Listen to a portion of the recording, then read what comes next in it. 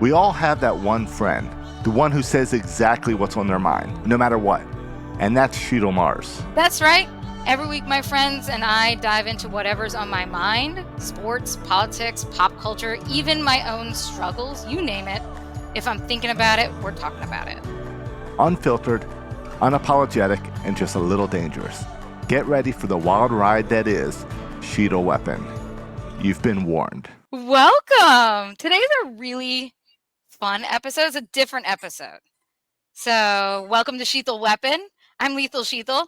I have a special guest, Jay. We're going to go by his stage name. And I played with a few stage names for you.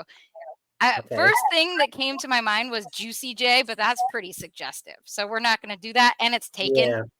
Okay. Yeah, taken fine. There's only one of me, so you know. So we might land on something else. Biggie Trog is experiencing digestive pyrotechnics. So we are gonna fly solo, which is kind of scary for me because he corrals me. So you're stuck babysitting this for a whole 2 hours. Okay, we can do this. It'll work. It's gonna work. So but hopefully by the end of the show, we're gonna have a really good nickname for you. Okay. I want to give our listeners, and yes, here's the thing. We at Shital Weapon are growing exponentially here. I think I'm on episode something or other, and we've gone from 0 to 1 to multiples.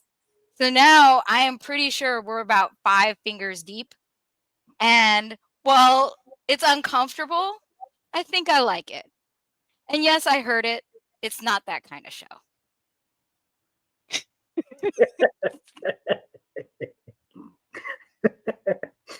Or I don't know. Yeah. It might be that kind of show.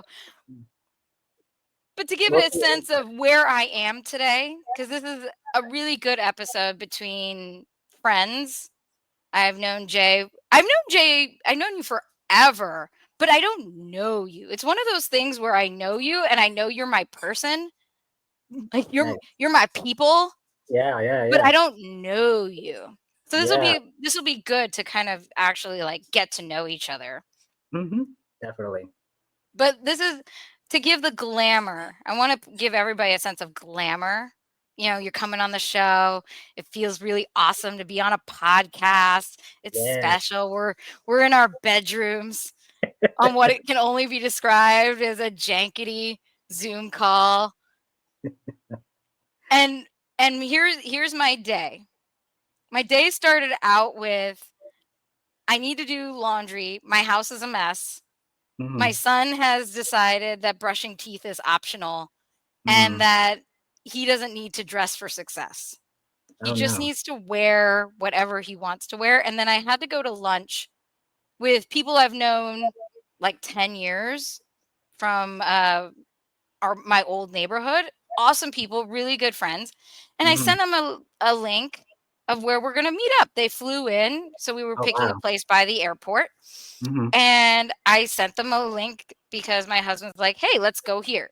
So I Googled it and just sent the link to the restaurant to them. Apparently, there are more than one. Oh, no. So we go to the one by the airport. They go to the one by our house because that's the link I sent. Because I didn't know there were more than one. And then, so we get to that place, find out that they're at the other place. Ryan has a full-blown meltdown. Get to that restaurant, stuffing food in his face so he gets comfy. Then come home. I have a flight tomorrow at 8 a.m. Yes. I have not packed. I am doing laundry. I'm like, and I have work to do. I have a whole presentation I have to do by Monday. Oh, no. This is my life. So it's glamorous. It's exciting.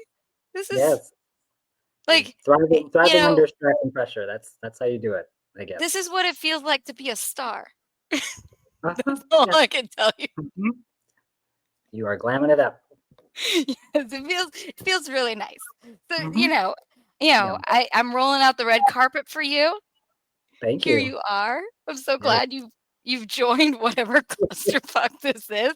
By the way, and I did not add, I am fully unmedicated today. Ooh, okay, great. Well, you're glamming it up, so I like the reframing. Good job with, positive Yeah. reframing. So yes, Yeah.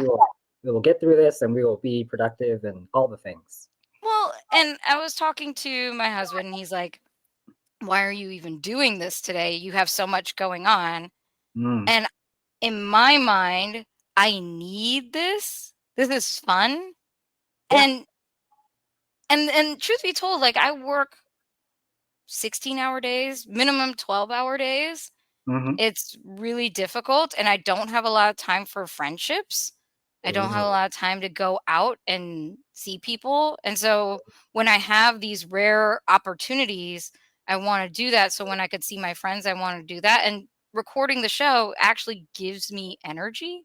As much as it's going to take a couple of hours out of my oh day, and I yeah, still have so much to do, this brings me so much joy and brings me energy to go do that stuff. So thanks for doing me a solid oh and yeah. being on the We'll be happy show. to. Yes, and that ties into the theme of relationships and things, but also when you do things, sometimes they drain you, but sometimes they give you energy. Even though you're doing things, you're doing the thing. Depending on what you're doing, it could either motivate you and bring you energy, or it can drain you because you're like, oh, I don't want to do this thing. So I'm glad this provides some sort of Yeah, solace in the chaos, basically. right. And there's I always thrive in chaos, and that's one thing you probably already know about me Hmm. is I tend to do well in chaotic situations, but I definitely crave stability and never get it. And I think it's because I am a hurricane myself. I cannot have stability Mm. because I create my own chaos. I create this is a prison of my own making. Uh-huh. Yep. I totally want to get into some psychology about that, but I also Go ahead. no, I Ask, can't. ask away. I'm an open book. No, well, I don't know. Like it's one of those things. So for listeners out there, I'm a big like personality junkie and personal growth and watching all the videos and all the books about, be your best self, etc. And trying to understand myself. You know, I'm very self-reflective, and I kind of think about, how do I interact with other people? How do they perceive me? What about my childhood has affected me and all this other stuff. Um, but my own childhood was good, but also it had a lot of like I would say non-traditional things that a little kid shouldn't have to necessarily deal with. So I had to grow up fast in a way, deal with adult things of health and all that. But basically, what I kind of hear what you're saying. You said you thrive under stress and um, chaos, and you create your chaos. And it's one of those things where like, yes, there's chaos, but you also want stability. And that's also one of the things of like, if you say again, relationship example, if you're in a dramatic relationship, but then you meet somebody you're dating and you're meeting somebody that's like totally calm, you're like, well, this person's boring. Like they're not exciting me. Nothing's going on with this person because you're so used to the stress and chaos and like it's the drama that you're used to.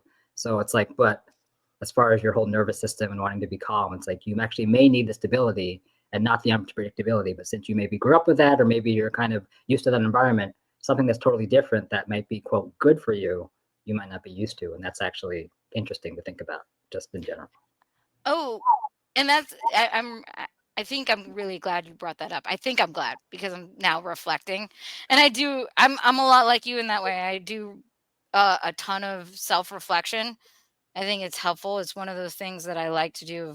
I like to look backwards, see where I've been, look at myself now, see where I am, and then Mhm. look forward to see where I want to go. Yep. And in relationships, I tend to find calmer people. I seek it. I need Yep. it. I seek it and enjoy the company of calmer people. I grew up in a very tumultuous environment, and that chaos, some people can seek it and need the constant drama and constant angst and constant tension. I actually don't Mhm. enjoy tension as Yeah. much as I enjoy activity. Yeah, and there's a difference. There's a big Yeah. difference. Yeah. Yeah, Mhm. I find in the relate and I actually get frustrated with dramatic people. I'm an asshole. I'll be really honest with you. I'm an asshole because people will come to me with their dramatic relationships and say, Yeah. so and so is toxic and I'm in this relationship and they're not emotionally available or they're a narcissist, and they'll say like this, and then they'll go, and then they'll inevitably say something like, I've been dealing with this for years. And Yeah. and I'm of the ilk, okay, I listened to you complain once or twice and I'm there for you and I want to be supportive. Yeah. But at a certain point, if you're complaining about the same thing over and over again, now it's a choice. Now it's like if you're making zero effort to change your environment or change the catalyst of your strife, Yeah. I lose compassion quick. Yeah. And And again, and I will say that there's exceptions to that, because I know people in abusive relationships where they don't have yeah. access to money Yeah. or their car or Sure. anything. So there's parts of that I get. Yeah. And I do have compassion there, but when you have full free will where you can get up and go, like, go here. Yes, I Yeah. need to leave. I'm Yeah. going to leave. And then Yeah. you see uh then you see them like on vacation and it's fine. Yeah, they're like, "Oh, I was just, trauma dumping onto you for like, that whole time, but everything's fine. It's great. It's fine." Yeah. Yeah. But I love how like, yeah, I just, I'm now that I'm aware there's maybe people listening, the one listener, so listener out there. Oh, it's definitely more than one. I Oh, it is. found that Okay. out. It is Ooh, okay. confirmed to be Ooh, multiple. multiple. Okay, hi, multiple people out there in podcast land.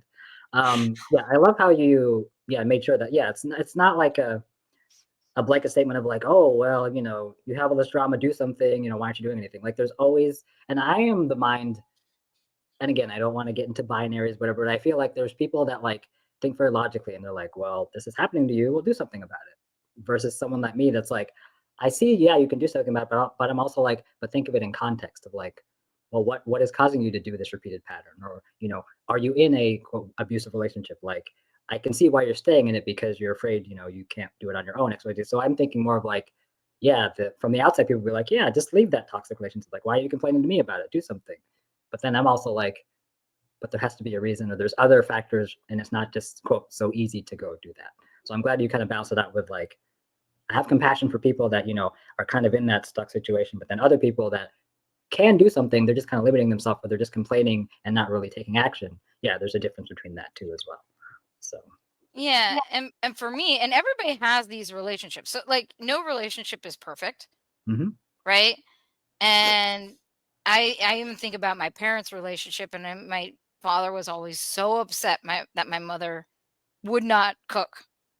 Would not, could not, whatever the reason was. And she just didn't, and she was always pretty busy, and yeah, he ended up being the one that cooked. But an Indian family, you're taught, you get yeah, married and now your of course. wife cooks for you. And Yep. so he's like, I got sold a bag of goods here. Mm, I'm supposed to be the man and I'm supposed to have a wife that cooks. mm, And he would complain about it constantly. And they've been together 50 years now, mm, 50. ooh, And he still complains about it. I'm like, Dad, it's been 50 years. yeah, mhm, At a certain point, when do you go, I guess she's not cooking? yeah, When do you go, like, I've just accepted you for who you are now? And I used to say to them all the time, like, all these things you do and you say you do for each other, you would actually do anyway if that other person weren't here. So you're not really doing it for somebody else. You're doing it because you have to do it. It needs to get done. Food needs to be made, right? yeah, yeah, You're not doing it for her. So if she were gone, you'd still be cooking. Your life would not have yes, changed. mhm, So what is it about what other positives to the relationship can you see where it's like, all right, I guess I'm the one that cooks and I'm mhm, happy that I have her companionship, or I'm happy that I have her support or conversation, mhm, and now I can let go of this fantasy of what it should have been yeah, and accept mhm, what it is. yeah. But what's interesting is like I agree with you, and it's also like, but he's also been raised in, or Indian culture teaches, the woman does the housework, the woman does the cooking and this and that. And he kind of like is expecting that, quote unquote, in a way. And when it's not being done, it's unsettling, Well, and I don't even think that's just Indian culture now. That's today now still. Yeah. Like, it's a weird thing to meet 16 to 18-year-old boys going, yeah, I'm going to get a wife and she's going to cook and clean for me and stay home and take care of the family. And I'm like, it's 2025, isn't it? But that's hard though, because it's like it's a cultural thing. Like, you got to upend the whole, I feel like that's another conversation of like culture and how that evolves, and like coming to America, and like, the whole third culture kid of like, we're Americanized, we grew up here, but then we also have attachments to our parents who are immigrants. Like, so that's its own thing of like, well, that's from like white kids. They're not even just, it's a weird go back to a certain type of relationship that I think is romanticized. And I think that's just romantic relationships, or thinking about families and spouses. But even friendships, there's rules now. There's weird expectations, I think, to friendships. I struggle with traditional definitions of friendships. One, I don't reach out to people.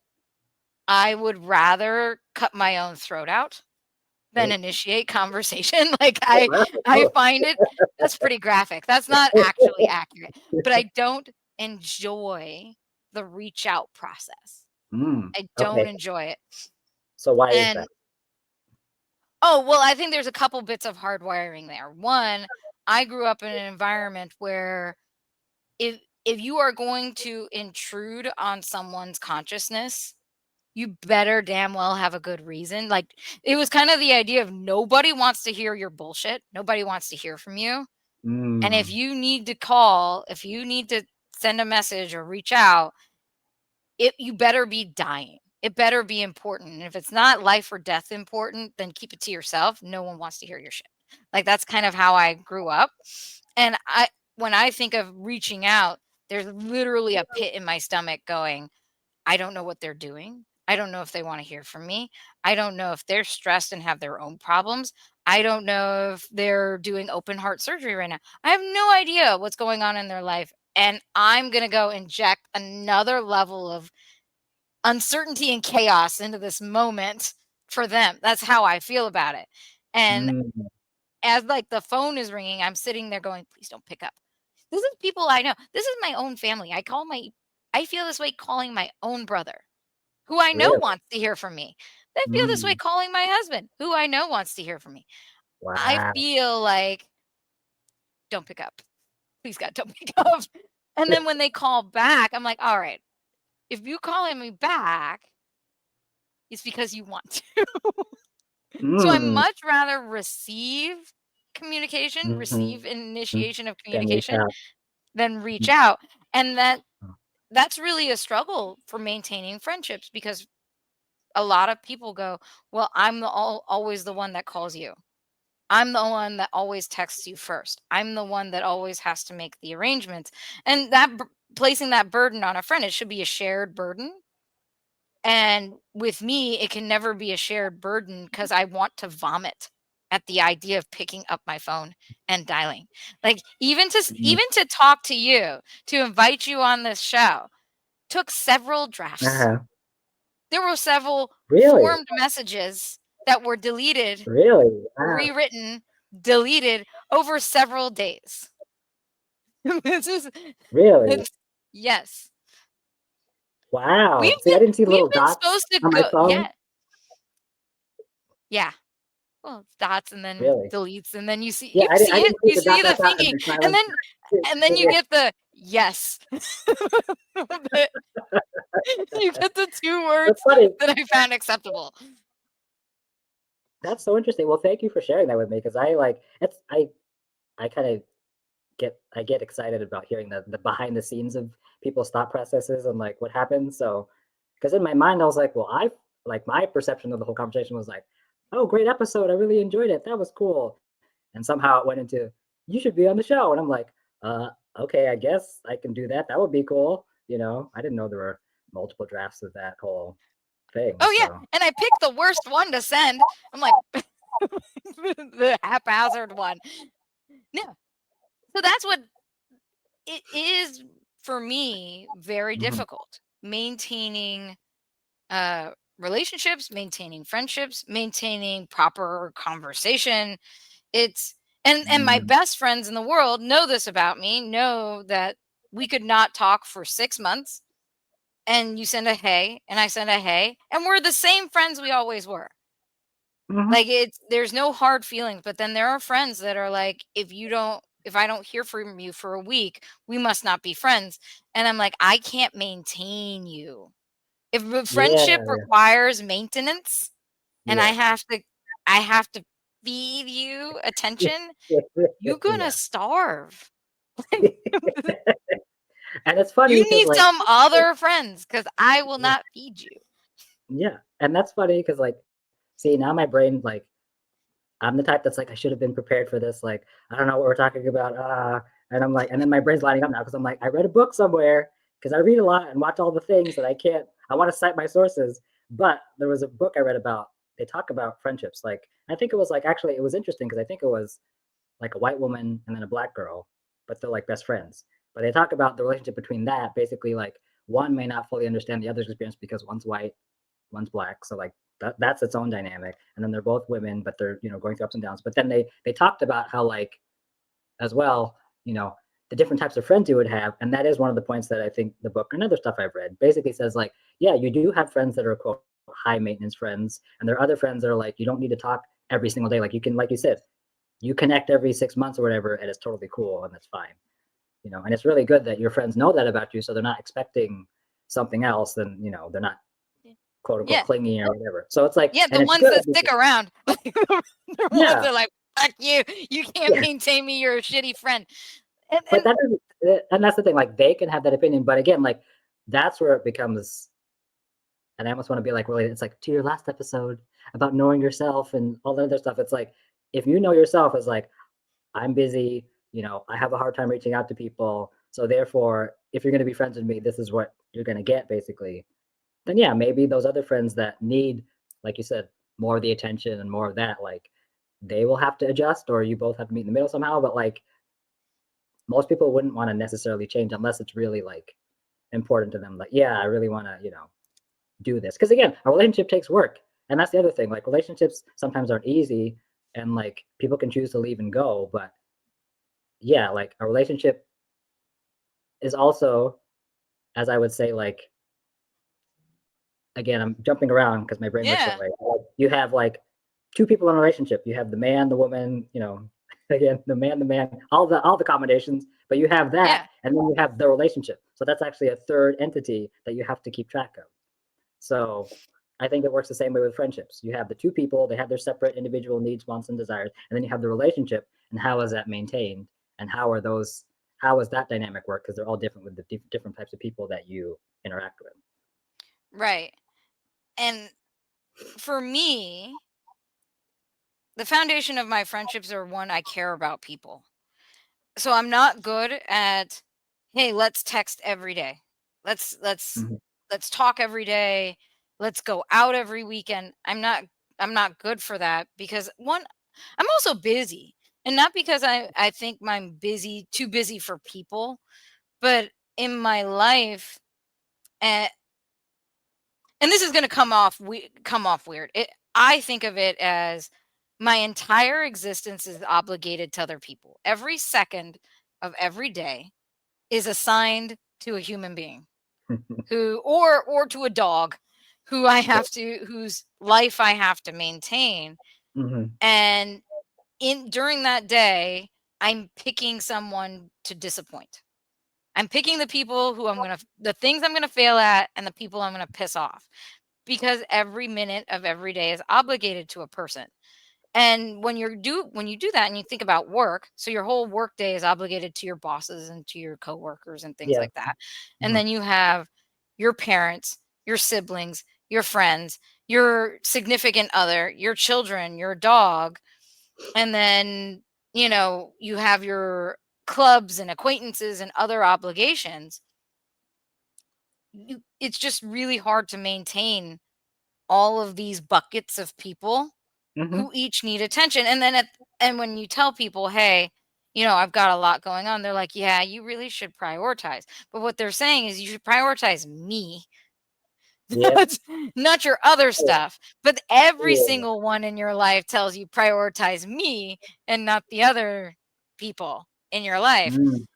And it can end up being extraordinarily overwhelming for me to go one by one. If I think of people that I care a great deal about, I have people that I wish I had the wherewithal, if I was better at reaching out, that I would love to tell, hey, I thought about you today. I hope you're doing well. I hope that your life is everything you hoped it would be, because I'm thinking about you and remembering this moment. Yeah. And because I can't reach out, and even right now I've got chest pain thinking about it. I Oh no. can't, like you lose touch with those people that I often try to Yeah, you remember, want to remember. and they Yeah. go, well, I'm obviously not important to you. Mm. And it's not that people aren't important to me. I think everybody's important to me. Yeah. Not and obviously my child is going to have a certain priority over almost Yeah. anything else. Yeah. But it doesn't make anyone feel better that, hey, I've forgotten all of you. They're like, that doesn't make anyone feel better. I always tell them, like, it's not you. It's not you that I'm forgetting. It's all of Mm. humanity that I'm forgetting. I can't reach out to anyone. It's not Mm. you. They're like, well, I should be so important that you should be able to do it for me. And I'm like, Ah. oh. Well, I don't know. Oh boy, I feel like I'm switching to therapist mode now. I'm like, okay, Shital, you're putting so much pressure on yourself. It's okay. Like you're doing fine. Oh no, I'm Like, I'm at the fuck 'em all big and small era. This is my mhm. perimenopausal But yeah, midlife like it crisis makes era. sense that I do not care anymore. mm, But yeah, and that's it actually kind does of the present attitude you need to have challenges. in a way. Yeah, yeah. But at the same time, like you're only one person. Like, can you literally reach out to all the people you want at once anytime you think of them? Because you have your own life to live. So that's the other thing of like, as much as you try to please everybody, you're always gonna, someone's gonna be quote disappointed or sad or whatever. But again, you can't control how they feel about it. Because same thing can go for them. It's like, you know, if you're not comfortable reaching out, like, have they reached out to you? And then how often do they do that? And then, why don't they reach out to you in other plans? So it's like people that kind of get annoyed and say you don't reach out enough, da da da. It's like they also should understand, you have things going on in your life. And I also get what you're saying about, you don't want to necessarily intrude on other people. You don't know what you're doing and you feel weird like reaching out because you're like, is this okay? Like, am I just, do you want to hear from me? I'm not sure. Um, and yeah, it's interesting because like, I don't know if it's like a personality thing or just kind of maybe how people grew up, but like, my mom's kind of the same way. Like she has friends that always want to talk to her and they come through me on, social media and they're like, say hi to your mom for me. And then I tell my mom about this person. It's like, hey, your friend over here wants to talk to you. And she's like, I don't feel comfortable reaching out to them, or I don't know. I don't want to bother them. And, and it's like, and I'm in my head, I'm like, well, they're asking to talk to you. Like they want to talk to you. She's like, I don't know. And it's like the shyness of, wanting to reach out. And, it's just interesting that, it's Well, like the other person's waiting for the other person to reach out, and it's like nobody reaches out, but it doesn't mean they don't care about each other. It's just an that awkwardness there. that's right. So how do you handle it? Like, what's your style? What's your friendship style? Oof. Oh man, I'm high maintenance. No. Well, actually, I am. So I'm not We gonna put can't those be up. friends. That's why we don't know each other. No, I have to think. Well, we do know each other in other ways, but anyway, let's see. Okay, so I will start off by saying that I was not always this. It's gonna sound pompous, self-aware, and the fact that like when I was like in high school, Plus, when you're I old was now, so of course you're gonna be more self. Sorry. I guess I don't know. Like I still think I'm a mess. So I don't know what I'm doing. But like when I was younger, I was very shy. I was very like I people knew of me, but like and I was quote people knew who I was. Like I was the smart kid, I was the kid in music, whatever. But like as far as my friend group was, it was like very small, or like it was only select people. And then I would again be like frustrated that I didn't get invited to things, or like people never quote thought of me or whatever. But then I think I look back and thinking, well, like I also didn't like put myself out there. I didn't know I could like ask, hey, are you doing something? Like, here's an example. One time in college, back in the AOL days when you could put up your little messenger away message thing, right? And I'm always like, I was literally, it was funny because like I was in my dorm, I was literally just working on something or just, whatever. And I had my away message up, and I literally was sitting there for like 2 or 3 hours, like doing nothing. And I was in my head, I'm like, yeah, I really would love to do something right now. It's like, I'm not really doing anything. I'm just kind of sitting here. Then I find out the next day, I'm in the music department where everybody's talking in the lobby. They're like, oh my gosh, John, it's like you missed this really big party that the music department had. And this one faculty member got drunk and was doing all this things. Da, da, da. Like everybody was there. It's like, where were you? And I'm like, nobody told me this was going on. Like I was online, I was waiting. Like nobody told me there was this big party going on. Like, how did I miss it? Like, and I thought to myself, like, I didn't ask anybody, like, hey, what are you up to? Where are you? What are you doing? Like, I was waiting for people to contact me. And then from that day on, I realized I was like, yeah, like, if I want to go somewhere, I want to find out where things are. I need to kind of reach out to people. Like, there's nothing wrong with asking, like, what are you up to? Or what are you doing? Because I was bored, but I was sitting there literally waiting by the computer or like waiting by the phone for some sort of like invitation. And like, I missed like the biggest party of whatever that year. And I was like, yeah, everybody was there in the music department except me. And I just didn't know about this party that somehow everybody else knew. And that kind of made me feel a kind of way. So, Yeah, but I am the same. I have the same probably the same story when I was younger. And so I attribute it to, there's a thought process, like when you're confident and stuff, people gravitate towards you, and when you're Mhm. not, people kind of shy away from you. And I read an article when I was in college, and it said that when you're depressed, there's actually a smell to it. Ooh, interesting. And not that it's like a bad odor, like, oh, you Oh yeah, smell bad. yeah, It's like pheromones, right? yeah, It's yeah, yeah. a subconscious aura or smell to you. And I smelled like sadness. And so of course nobody's gonna invite me to the damn party. Oh no, yeah. So but I when I realized that, it made sense. And I actually just had this conversation. I was out to dinner with my neighbors, and they're like, remember the days when you could go to the club and you could sit at a bar, and some guy will buy you drinks and you don't have to pay for anything the whole night. And I was like, no, Yeah, I because don't that remember wasn't that your at necessarily all. experience. Yeah. I'm like, I've never had a stranger buy me a drink ever in my Mm. whole life. And then they're like, "Well, you didn't go to bars." I'm like, "I've been to a bar." But no, Ooh. I've never had a stranger buy me a drink. And I think part of it, and that's after, in the beginning when I was younger, I wasn't very confident, and I didn't look like a good time. I really didn't. But then I was like, I look like work. Like when I went to college. I went to college in Miami. You know, Yeah. you know how much fun there is in Miami? Oh, of And course. then so you're at a bar, and Mhm. then you see me, and not that anybody knows what I look like, but imagine what work looks like, and there's my picture. But you have, fun to the left of me and fun to the right of me, and there I am, all tiny and work.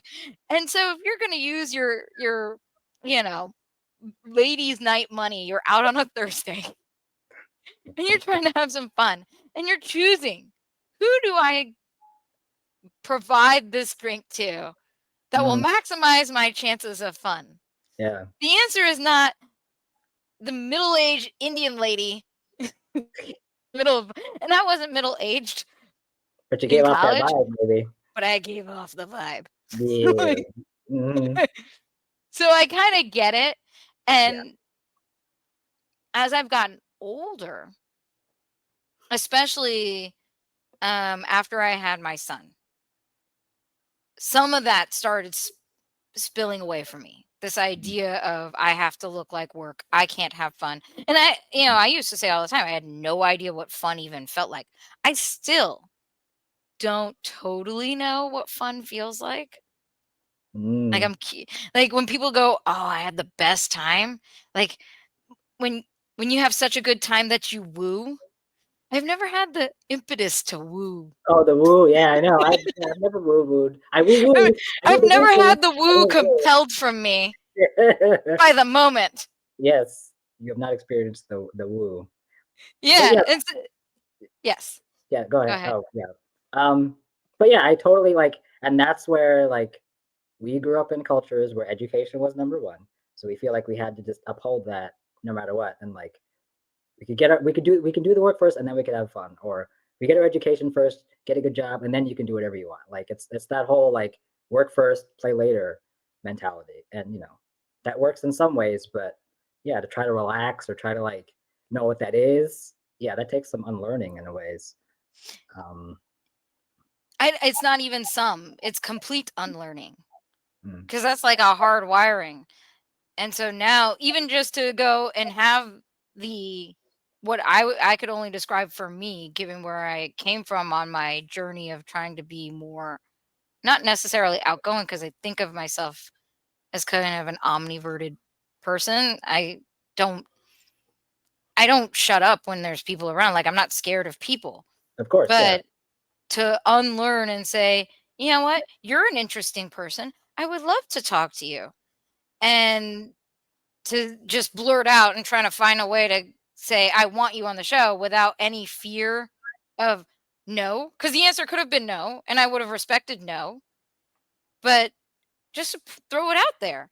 I've gotten better at putting myself out there, and I think I some people think it's only in romantic relationships that putting yourself out there is hard. It's hard even just to find friends. yeah, Putting and that's yourself out there is just hard.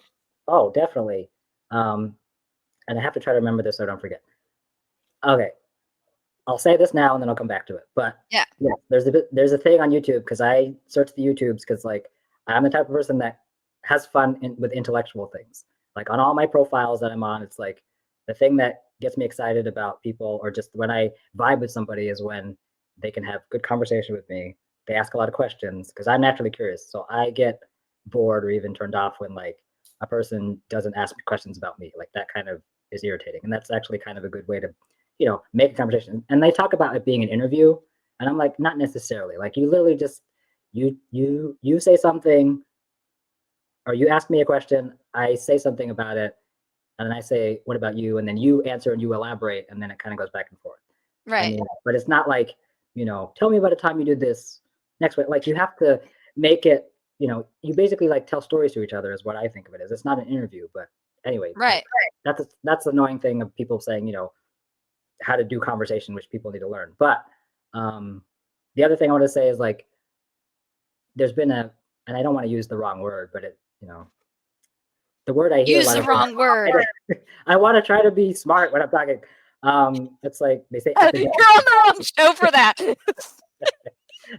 it's like, and again, right now I'm having a fear of like, how are people perceive me? Like, do they listen to this guy and be like, what are you talking about? Like, You mean like my mom? Who are you? You're not talking to anybody important. oh no.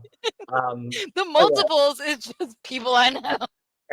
Hey, we got listeners. It's Wait, still something. it's actually one less because you're on the show. So just Oh, that's true. Yeah, I know. I'm not going to re-listen to this probably, but it's exactly. fine. What was I saying? Now I got distracted. You want to sound smart, and you want to have intellectual Oh conversation. yeah. So the wrong word. I was like, apparently it's an epidemic of like loneliness, which it is, but also like there's people online. They say the headline on YouTube, but the clickbait is like, I'm 26, I have no friends. I'm 40 and I have no friends. Or it's hard to find friends. Like one guy literally talked about his journey of like, I'm trying to find friends. Why can't I find good friends? Friends are blah, blah, blah. And he talked about how he met a guy at a gym and they hung out a few times, but then they lost touch and blah, blah, blah. And then I followed him a little bit because I was like, well, this is interesting. And like people in the comments are so mean. They're like, well, you're attractive. Like you say you have trouble finding friends. I don't believe you. Da, da, da. And then I find a post later where he's like, I think I have like some sort of neurodivergence or whatever, and maybe that's why I did that. So it's like, but the thing is, it's like people want to connect, and like that's the thing people want to do now, and social media plays a big role in it now. Like people have a hard time connecting as friends or whatever, but so many thoughts I have on that, but that's its own thing. But back to your question about when you said, how do I do friends or whatever? And I talked about, my college experience, whatever. But upon a lot of like, hindsight's 2020, you look back at yourself and think, I'm basically doing what you just said of like putting myself out there and like trying to strike up conversation, because again, I'm not the type to like stand in the line and like talk to the person next to me. Like I'm usually comfortable if someone approaches me or starts talking to me, and then I kind of talk with them. But the way I've made friends, I think recently, is through work. And then I've been more comfortable in myself and my skin and my body, that like I'm just going to be myself. And if they want to talk to me more and more, fine. And that develops into a friendship. So I think friendship takes time. And then also I've decided to like go on meetup.com and join these events and go out to things, and I actually met one of my friends. He's a cellist. He's from Albania, but like I met him like, I don't know, 5 or 6 years ago. And we literally met at like a trivia night, because I love trivia. So anything that I'm interested in, be it trivia, something music related, whatever, I want to go to those events. And then, oh, there happens to be people there. And like I could strike up a conversation with maybe one or two people. But like I remember meeting him, and like when I first met him, like he was so standoffish, like he had his arms crossed, and like he didn't look very friendly. But when as soon as I said, he's like, "What do you do?" And I was like, "Well, I'm a musician. I play piano." His eyes lit up. He's like, "Really? I play cello." And then we ended up becoming friends over that commonality of like people play musical instruments. And like now we keep in touch, and we're not like, I mean, we're close, but like, he tells me about things, but like he's a friend that I met just by me going to an event of something I was interested in.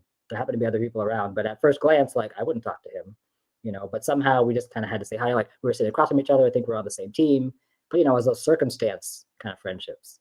But I think like proximity is one thing of like you're around people, you have no choice. Like, because you were in school, we make friends by default, because it's like we're in an environment where everybody's learning and we have to talk to each other because we're like surrounded by people. But as you get older as an adult, people go their separate ways, they travel, they live in different cities. So you're gonna lose friends or lose touch with people. But then that's what the internet is for. It makes it easier to kind of go on Facebook or look up people and connect with them. But like you said, that initial, I haven't spoken to you since like high school in that biology class. Like, I don't know if you want to hear from me. I don't even know if you remember who I am.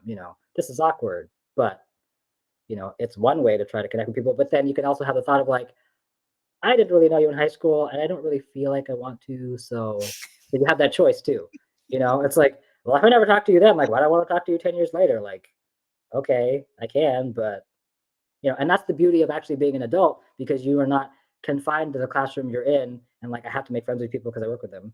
Like you literally have a choice. You can choose who you want to be friends with. So that's also a benefit now of like you said, if you vibe with people that are on your vibe, on your level, that aren't high maintenance, like you can choose to be with friends with those people, and the people that are high maintenance and like drain you energetically and stuff. Like you don't need to be friends with people. Like you can be friendly, like you work with them, whatever, but like you have a choice. So I think as an adult, you actually have more autonomy to say, this is where I want to spend my energy to, this is where I want to give my energy to, as well as I know my priorities because I have a family, I have a job, I have this and that. But if I choose to have friends, who would I want to spend time with and get to know, versus like, I need friends for the sake of having friends. Because for me, I think the answer to the whole thing is like, I value quality over quantity. And it's interesting because in school, I had a lot of acquaintances. People knew who I was, but I didn't really share myself with other people, and I kind of did it on purpose sometimes because it was like a protection mechanism, but also like I'm not one to air my business out to other people unless I really know you or I trust you, or like I feel like I can trust you. Like it's a Scorpio thing, like it's very like we are protected, we feel protected, or we want to be protected, we want to have control of our own thoughts and independence. But if you're in our circle, if you know us, or if we grant you access to us, then we'll share more. But that's how I am, as far as like now my friend group is it's very small, but it's very high quality. So I don't have to contact them all the time, but I know I can count on them, I can trust on them, etc. Versus people I'm trying to meet now online, like via Bumble BFF is the thing you could use. It's like I chat with people for a little bit, but then I notice the responses are kind of lacking, or they don't talk to me for a week, and I'm like, well, there's not much time invested in this, so I don't really have to take it personally. But also like I can already tell you don't seem interested in quote unquote being friends with me, even though you say you do on your profile. But also at the same time, I'm like, you know, you could also be busy. You could also have other things going on. You could also not be on the app, and the apps are annoying. Like, there's many reasons why the person wouldn't respond, but if they're not showing kind of consistency in some sort of way, then I'm just like, well, it doesn't seem like we're a match. And I've learned to not take it personally because A, you know, I'm pretty much happy with my friend group. I'm willing to open up to more, but I think since my mindset right now at this moment is focused more on romance and kind of that kind of relationship, I think it's different. Tell me more about that. Oh, well, that's well, that's also a challenge too. And I could actually, well, if you want to go there, I'll say that everybody says dating's hard, which I agree. But I also realize I don't want to get in the mindset of what everybody keeps saying online. They're like, I'll never find anybody. And it's like that's where it becomes your mindset needs to change. And again, relating to your episode before about DEI and being a woman and all that, like it's the same sort of thing of like if you believe that this is my environment, then you might actually kind of perpetuate that cycle. And it's like it's valid, like what you're saying is valid. Like it's hard, but to use absolutes, and this is a therapy thing, to say never, always, like do you know that's really true? Is that really like 100% true with absolute certainty? Like always? There's not one caveat, there's not one example where that's not true. And that's what you have to kind of grab onto. So for me to be like, I'm never gonna find anybody, never is a strong word. Like I might not, but I might. Like there's a chance, but I won't know unless I try, sort of thing, you know. So it's like I can be in the negative state of like, oh, it's hard. It's hard. I get it. Dating is hard. Meeting people is hard. Putting yourself out there is hard. But I have a choice. I could either like not try at all and just kind of like be like, it's hard. I give up. Whatever. This is dumb. I'll be single forever. Or I could be like, well, there's a chance. Like we can meet anywhere. I could talk to somebody randomly at the grocery store. Or I could go to a group and meet somebody and like we talk and it's nothing. But then, 3 years down the line, we connect again. Like, I don't know.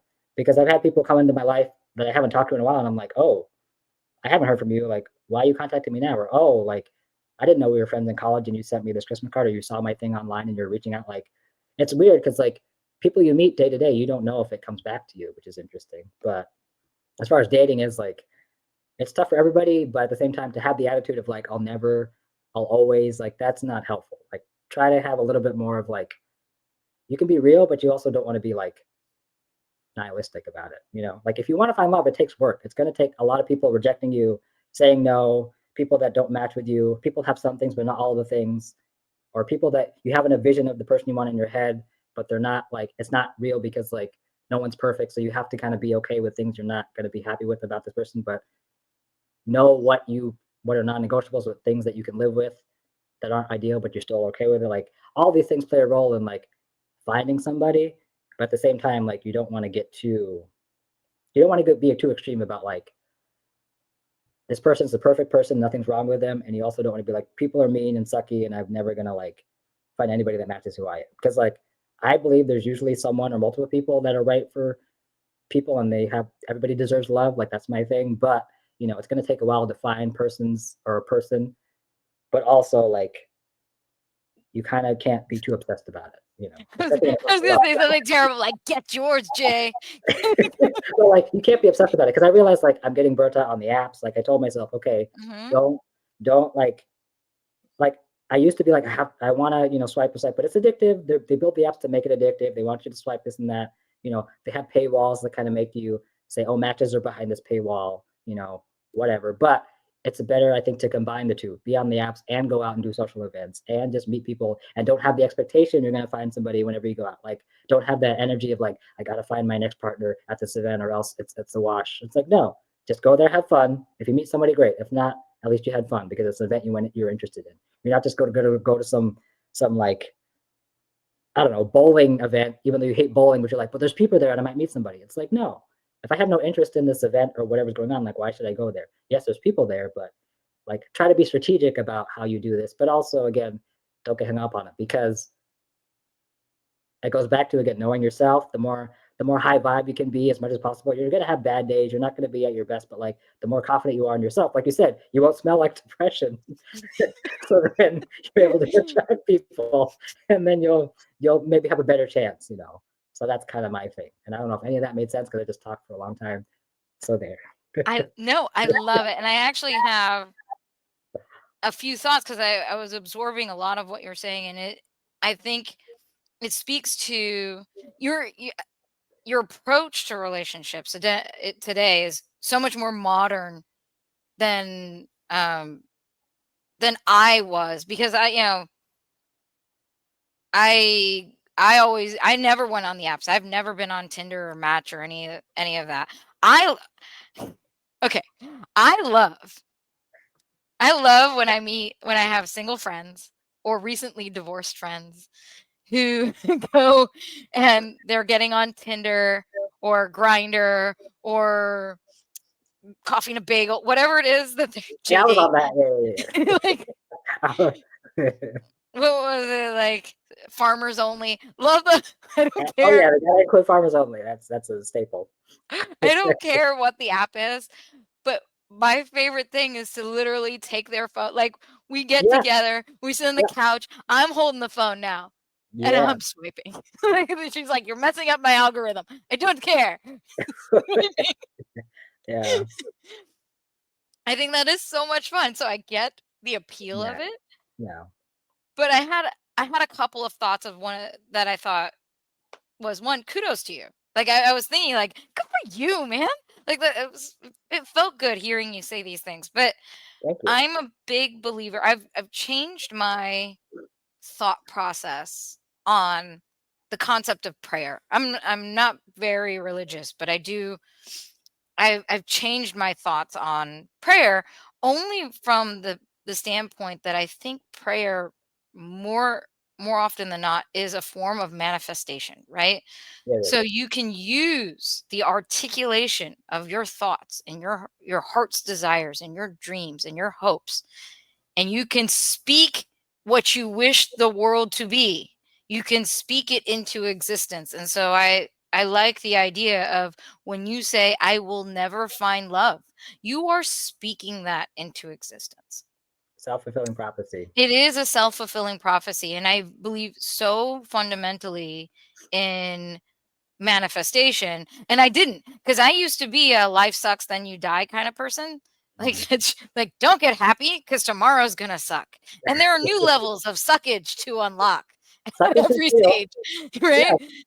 Um, I I was like that, and then I started working, and I met somebody, a colleague of mine, and said, "Why do you have that philosophy?" And he's like, "You're making that." I'm like, "No, it's happening to me." He goes, "No, you're making that." By thinking that way, thinking life sucks, then you die, and tomorrow can only suck worse than today, you are making it suck worse than today. These random things that happen to you, you are drawing to yourself by having this negative thought process, even when you're just thinking it, and let alone speaking it. So when you say negative things about yourself, when you say negative things about others, when you say negative things about your world and your prospects and your future, you are making it so. And he said, positivity begets positivity. So if you say something positive, tomorrow will be positive. And more often than not, you will experience more positivity. It snowballs into an effect. And so when you start thinking, I will find love, it may not be this person, may not be that person, but I will find love. You attract more positive energy towards you, and you create more opportunity for that thing to come true. And so I kind of think kudos to you, because you can get really cynical. You can meet a lot of crappy people. You can meet a lot of people that hurt you. And there are a lot of hurtful people out there. And that can really jade a person and say, okay, I guess everybody's like that. There's no such thing as love anymore. And you are speaking it. You're saying, no, there's no such thing as love anymore. And now you can't feel that. So it's really nice that you're having a positive outlook of, it's it's not, no, it's just not this person. Yeah. That love is still here for me. It's just not that this person. So I really appreciated you saying that. And what I love about what you're saying, and oh my gosh, like now my brain's gonna go on to the whole like when I research, what I talk about, but like to your point, when you say prayer and stuff, like another word you can say. So for people out there that aren't necessarily religious or whatever, you could say intention. Yeah. That's the big thing, your intention, your words. And what you described is, again, for those of you that are on the internet and go down rabbit holes, maybe it's just me, but like what you're describing is the law of attraction. And what I would say is, what I have an issue is when people say like, and again, if I was a listener, I would have a hard time. People are like you said, like your colleague, which he said basically what is true in a way. of like, you're attracting it, you're doing it. And people would be like, so you're saying, this, and it's hard because when it comes to deeper stuff like health issues and stuff, they're like, well, you attracted this to you as if it's your fault. I'm like, no, it shouldn't be. It's not about that. But the concept, I think, is also, which I feel should be explained more online with a lot of people, these, professional people. I'm not a professional. I act like I am, whatever. Is that like, my belief is like, it should be more about, like you said, it's the vibe, or it's like, if you're around, like, it's basically like, when you're around people that complain, you're going to feel down because it's all that negative energy going to just, you're around that, surrounded by that. If you grew up in a house with a lot of yelling and arguing, you're going to feel like crap because that's all you're surrounded by. If you watch the news, that's all about negativity and like fear mongering and all this stuff, like you're going to feel anxious and scared because it affects you. So if you talk negatively to yourself, you think, oh, I'm going to do bad on this test. You think you're going to do well in it if you say that, and you keep repeating that, or you like obsess over it in your mind. So, but for you to be like, I caused it, there's a nicer way to say that. Basically, you can just say, well, change your mindset, change the way you talk to yourself. As Brene Brown would say, change the story you tell yourself. Right. So, but yeah, like there were so many things you said, but I couldn't interrupt you. So I was just like, yeah. Oh, Because it's your show. I was like, I don't want to interrupt. I can't say anything. But yeah, everything you said is like, intention is the thing. And like you said, manifesting is basically like intention with action, and choosing your words carefully. That's what I've learned too is a big thing, because I'm all about words. I talk a lot and I have to be careful what I say. And even when I was into all this stuff, reading about, what you say can do something, I actually got scared because I was thinking to myself like, oh gosh, what if I say the wrong thing? Then if I say the wrong thing, it's going to attract this thing, and I don't want this negative thing to happen. And I would get super hyper aware and be like, oh, well, I can't. If I say the wrong thing, it might come true. I don't want that to happen to me. Oh my gosh. Da, da, da. So then then I realized, okay, I can't be having that in the background because that just makes me paranoid. I was like, you know what? The basis is, let me just try to think more optimistically about things. Let me try to reframe situations, things like that, where I'm like, okay, yes, this date was bad or this wasn't a match, or whatever, but I can always try again. Like things like that, where they talk about affirmations in the spiritual community or the new agey stuff. Like affirmations don't necessarily work for everybody, but you talk to yourself all the time. You say things about this event. You describe things that happened to you during the day, and how you say that, how you think about those events, that influences your future behavior or your thoughts. So, people say, love yourself. I love myself. Some people don't love themselves, but one thing could be like, I accept how I'm feeling right now. Or I accept myself. Like a better way would be like, I accept myself, or I accept these, good things about me and these crappy things that I have about me, and whatever, like just taking baby steps of like little things that are true, but not too extreme that like they're unbelievable. Like I'm going to be super wealthy tomorrow. You could maybe, but you could be like, I'm going to do better at, putting my money away for savings. Like that's a different kind of statement. You're still working towards wealth, but like you're just kind of making it easier for you to like, your brain could be like, oh, I can do that. That makes sense. Or that seems true to me. Like, versus like, all wealthy people are evil.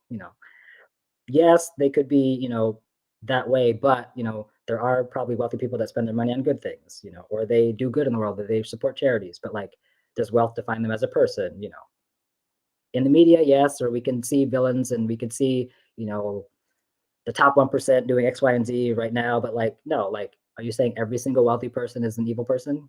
There's some poor people that can be really mean and evil, or whatever you want to call it. So it's like, you have to kind of weigh what you're saying, and even based on your own experiences, because that could also go back to like, again, if you want to talk about race or any of this other stuff, it's like, all Black people X, Y, and Z, all queer people X, Y, Z, all women, da, da, da. Like it can go with that with dating, all men do this, or there's never any good men that do this, or women are always emotional. And again, that comes from a place of, personal experience, which is valid.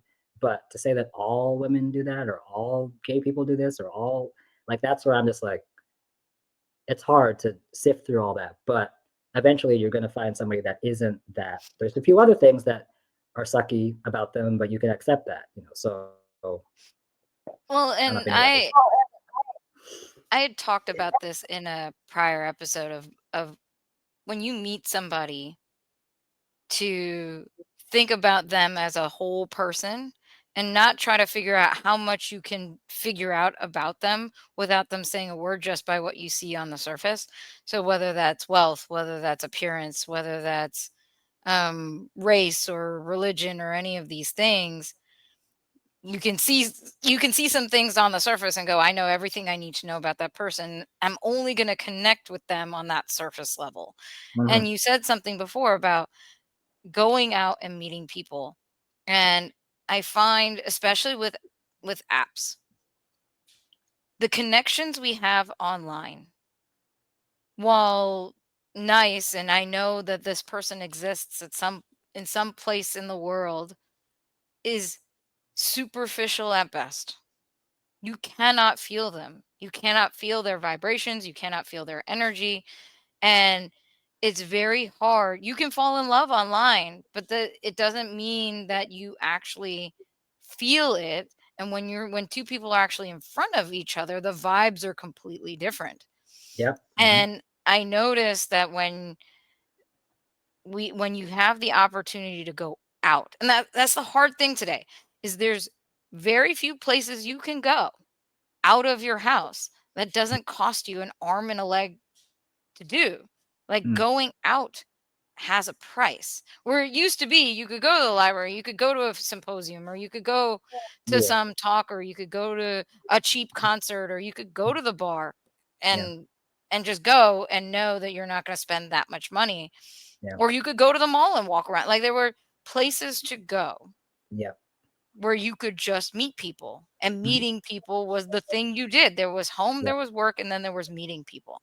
Yeah. And Mhm. now there's home and work, and meeting people happens online, Mhm. and it's just not the same connection. And I talk to all my single friends who are experiencing a great deal of frustration Mhm. with meeting people Mhm. and developing relationships.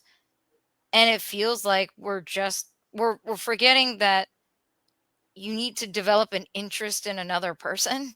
Like, and that's not saying you're not or they're not. It might be the other party that is trained to make this very transactional and superficial.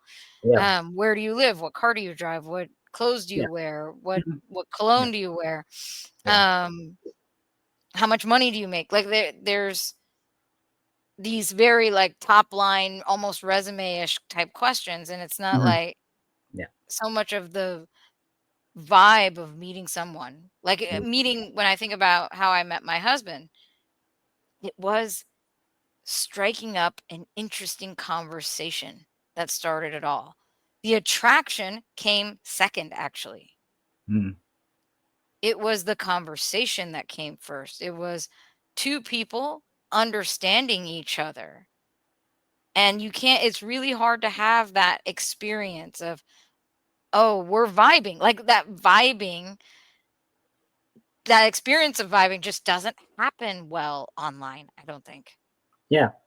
And to your point, like, one, I'd like to talk to your single friends and be like, yeah, what's your experience? And like, I have experience too, but I will say, number one, if people are on apps, the one rule, or I shouldn't say rule, but like the suggestion is like you chat with them maybe like 1 to 3 days, but the point is you want to get off the apps. So that means you set up a date or you set up a place to meet, and it doesn't have to be expensive. You can literally, what I do usually is go to a coffee shop. Like, I know that it's like inexpensive, I can get a drink or not, but like you're meeting at a public place, safety, but also like Mhm. you just want to talk to the person. Like, that's my go-to, is like I don't want to necessarily do something with the person. I just want to like talk to them more. And some people are into that, or they want to do something physical activity. But again, it could be a low-cost event, or go see a show or do something, whatever. I went on a date, and I won't. This is pre coming out, but anyway, with the woman, and like we went to see Phantom of the Opera.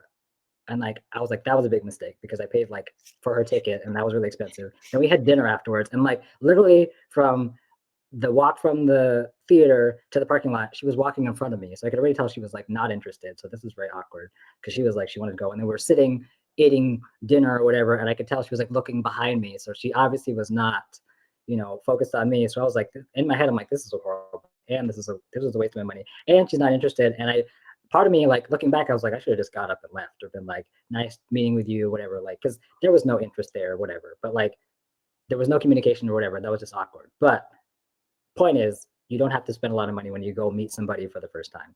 But on the apps, yeah, you want to chat a little bit. If the questions are dry or whatever, it's like if you can, if it's not interesting, but you still want to meet them, you want to suffer through it enough to be like, let's meet for coffee if the interest is still there. But I will say the downside is, like you said, you met your husband with interesting conversation. But with the apps, what people see first is looks and appearance. And Right. then they decide if they want to swipe on you. And that's where we miss out on people that we would want to meet because they're like, oh, they're too short or they don't look a certain way, they don't do X, Y, and Z. So me, coming from the rainbow community, we all know what that is. So like guys looking at other guys, they're very, and again, I don't want to blanket statement the community or the gay community, but what tends to happen is they're very about looks and being quote unquote superficial. So what we've been trained to see in the media and most people, it's like they're, you know, they're white, they have muscles, you know, they're great smile, like everything is like working for them. And then if you're not that, you don't fit that profile, then you're just not even considered. So like some racism happens there if you're not a certain height. If you just don't have the fit body, then you're just like lucky if you even get a match to begin with. And I think that's my challenge as far as when I'm trying to swipe on these apps, it's like, well, I don't even fit that stereotype. So what am I gonna do? And then part of me is like, well, I need to work out more. I need to eat more. I need to do all these things. And yes, that's true health wise for me. I need to literally eat more because I'm, you know, pretty thin. But I realized a while ago, I was like, you know what? The only thing I can do is be myself. Because the more I am myself, I'll be my authentic self. And somebody that's attracted to somebody that's nerdy, someone that's intellectual, someone that's into the woo-woo, someone that can talk about serious stuff, celebrities, pop culture, but also spiritual stuff and personal development, personal growth. Like there are people out there that are into that too. Like I've seen guys that say, oh, I like nerdy guys. I don't have muscles and all the abs, but I have the nerdiness. So like my brain's working for me. And I'm attracted to other people with brains that work for them too. But like the body is something I can work on. And that's always going to be a work in progress. But if I don't come at it like, if I don't have the six pack ab, like this is what you get for now. Like I can improve on that. And if you're willing to see past that, if you're more, I hate to say the word, but evolved in your thinking and you see my face and you don't care about my skin color or my background, but you're like, hey, this guy has all these interests. Oh, he plays piano. Oh, he does music. Like that's a conversation starter right there. But if you can't see that or you're too busy swiping and you don't, you know, then it's your loss, buddy. You know, like that's all I can say. I see that a lot, and I don't think it's just the rainbow community. I think that's between it's because it's the app, it's how the apps are built. You Mhm, start with the superficial. What do you see first? You see a photo and you have see a name and an age. mhm, yeah. And then if you swipe through the photos, now you're seeing abs or fitness, right? Mhm, Then you might read the caption, right? You might read the little blurb that they put underneath, or you might read some bits of their profile. But the mhm, first thing is a photo, a name, and an age. And and that's the basis on whether you want to know that person or not. But think about it. When you're out in the world, and I even have this with people I meet, they only see me from the neck up. I haven't showered. I'm on Zoom. Like, I'm a hot freaking disaster of a human being. And you don't know what I look like. You don't know what age I am. You don't know what my anything about me. But now we're having a conversation. Now none of the rest of it matters because we're talking, we have shared experiences. Shared experiences is the most underrated thing for building relationships in the world. mhm, You so many bonds are created because shared experiences lead to shared understanding, and the more of them you have, the more likely you are to have a shared worldview. And when I think of the relationships that I see out in the world and people go, oh, only hot people get relationships. No, only hot people get laid, and lots of hot people have syphilis. So let's put this aside. Like, let's we don't need to worry about what the hot people are doing. When yeah. I look around in every household in my neighborhood, it's not hot people that are married, and not that they're unattractive. I think that they're supremely attractive and they're attracted to each other. But that doesn't mean that if they were sitting with a photo on Tinder, would they get matches? I don't know that they would. They Yeah. might, but I Mhm, don't know they would. I know I wouldn't. I'm married. I did yeah. all right. Like Mhm, I think people think that only certain attractive people get relationships, get married.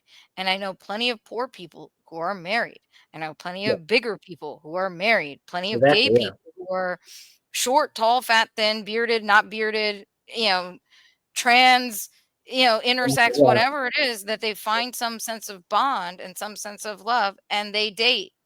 And Mm-hmm. we don't automatically go, oh, that's the hottest person in the world. They must be hot and rich, and that's why they have a relationship. No, There's yeah. lots of people who are having relationships, and it's not that the apps are damaging to relationships. I don't know that I want to say that because I know lots of people who have met through Mhm. apps and had successful relationships.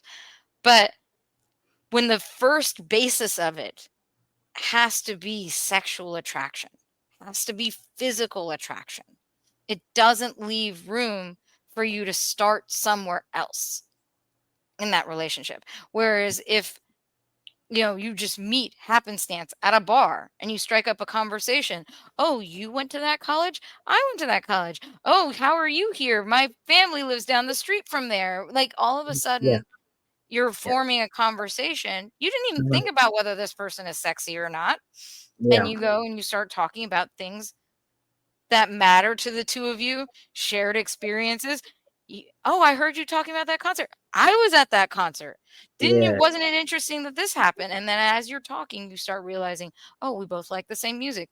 Oh, we both like hiking, or we both like to read, or we both have interesting jobs, or oh, he has something interesting about him or her, or whoever it is. yeah. And then because you're vibing, because you have this bit of knowing a person and getting to know a person, Yep. attraction comes because you have a positive experience with someone. Mhm. Liking someone who they are in their being Mhm. yields attraction. Yep. And I feel bad that there's so many single people out there going, well, girls only want 6 foot tall guys with six-pack abs and Mhm. six-figure jobs and good cars. Mhm. That's what they think that all girls want. Yet I know plenty of girls who aren't bikini models who Mhm. are married. Like, I know Yeah. plenty of girls who married someone who, is a waiter Mhm. or an actor who's not, well known, or Yeah. whoever that is, Mhm. because they met in college, or they met, Mhm. you know, working together somewhere, or they met through friends. It it allowed for two people to get to know each other before making it physical. Yeah. And I think too, like, I agree with everything you're saying, and I'm trying to formulate my thoughts here. Um, so yes, the physical is usually like it would work, but it's very short-lived.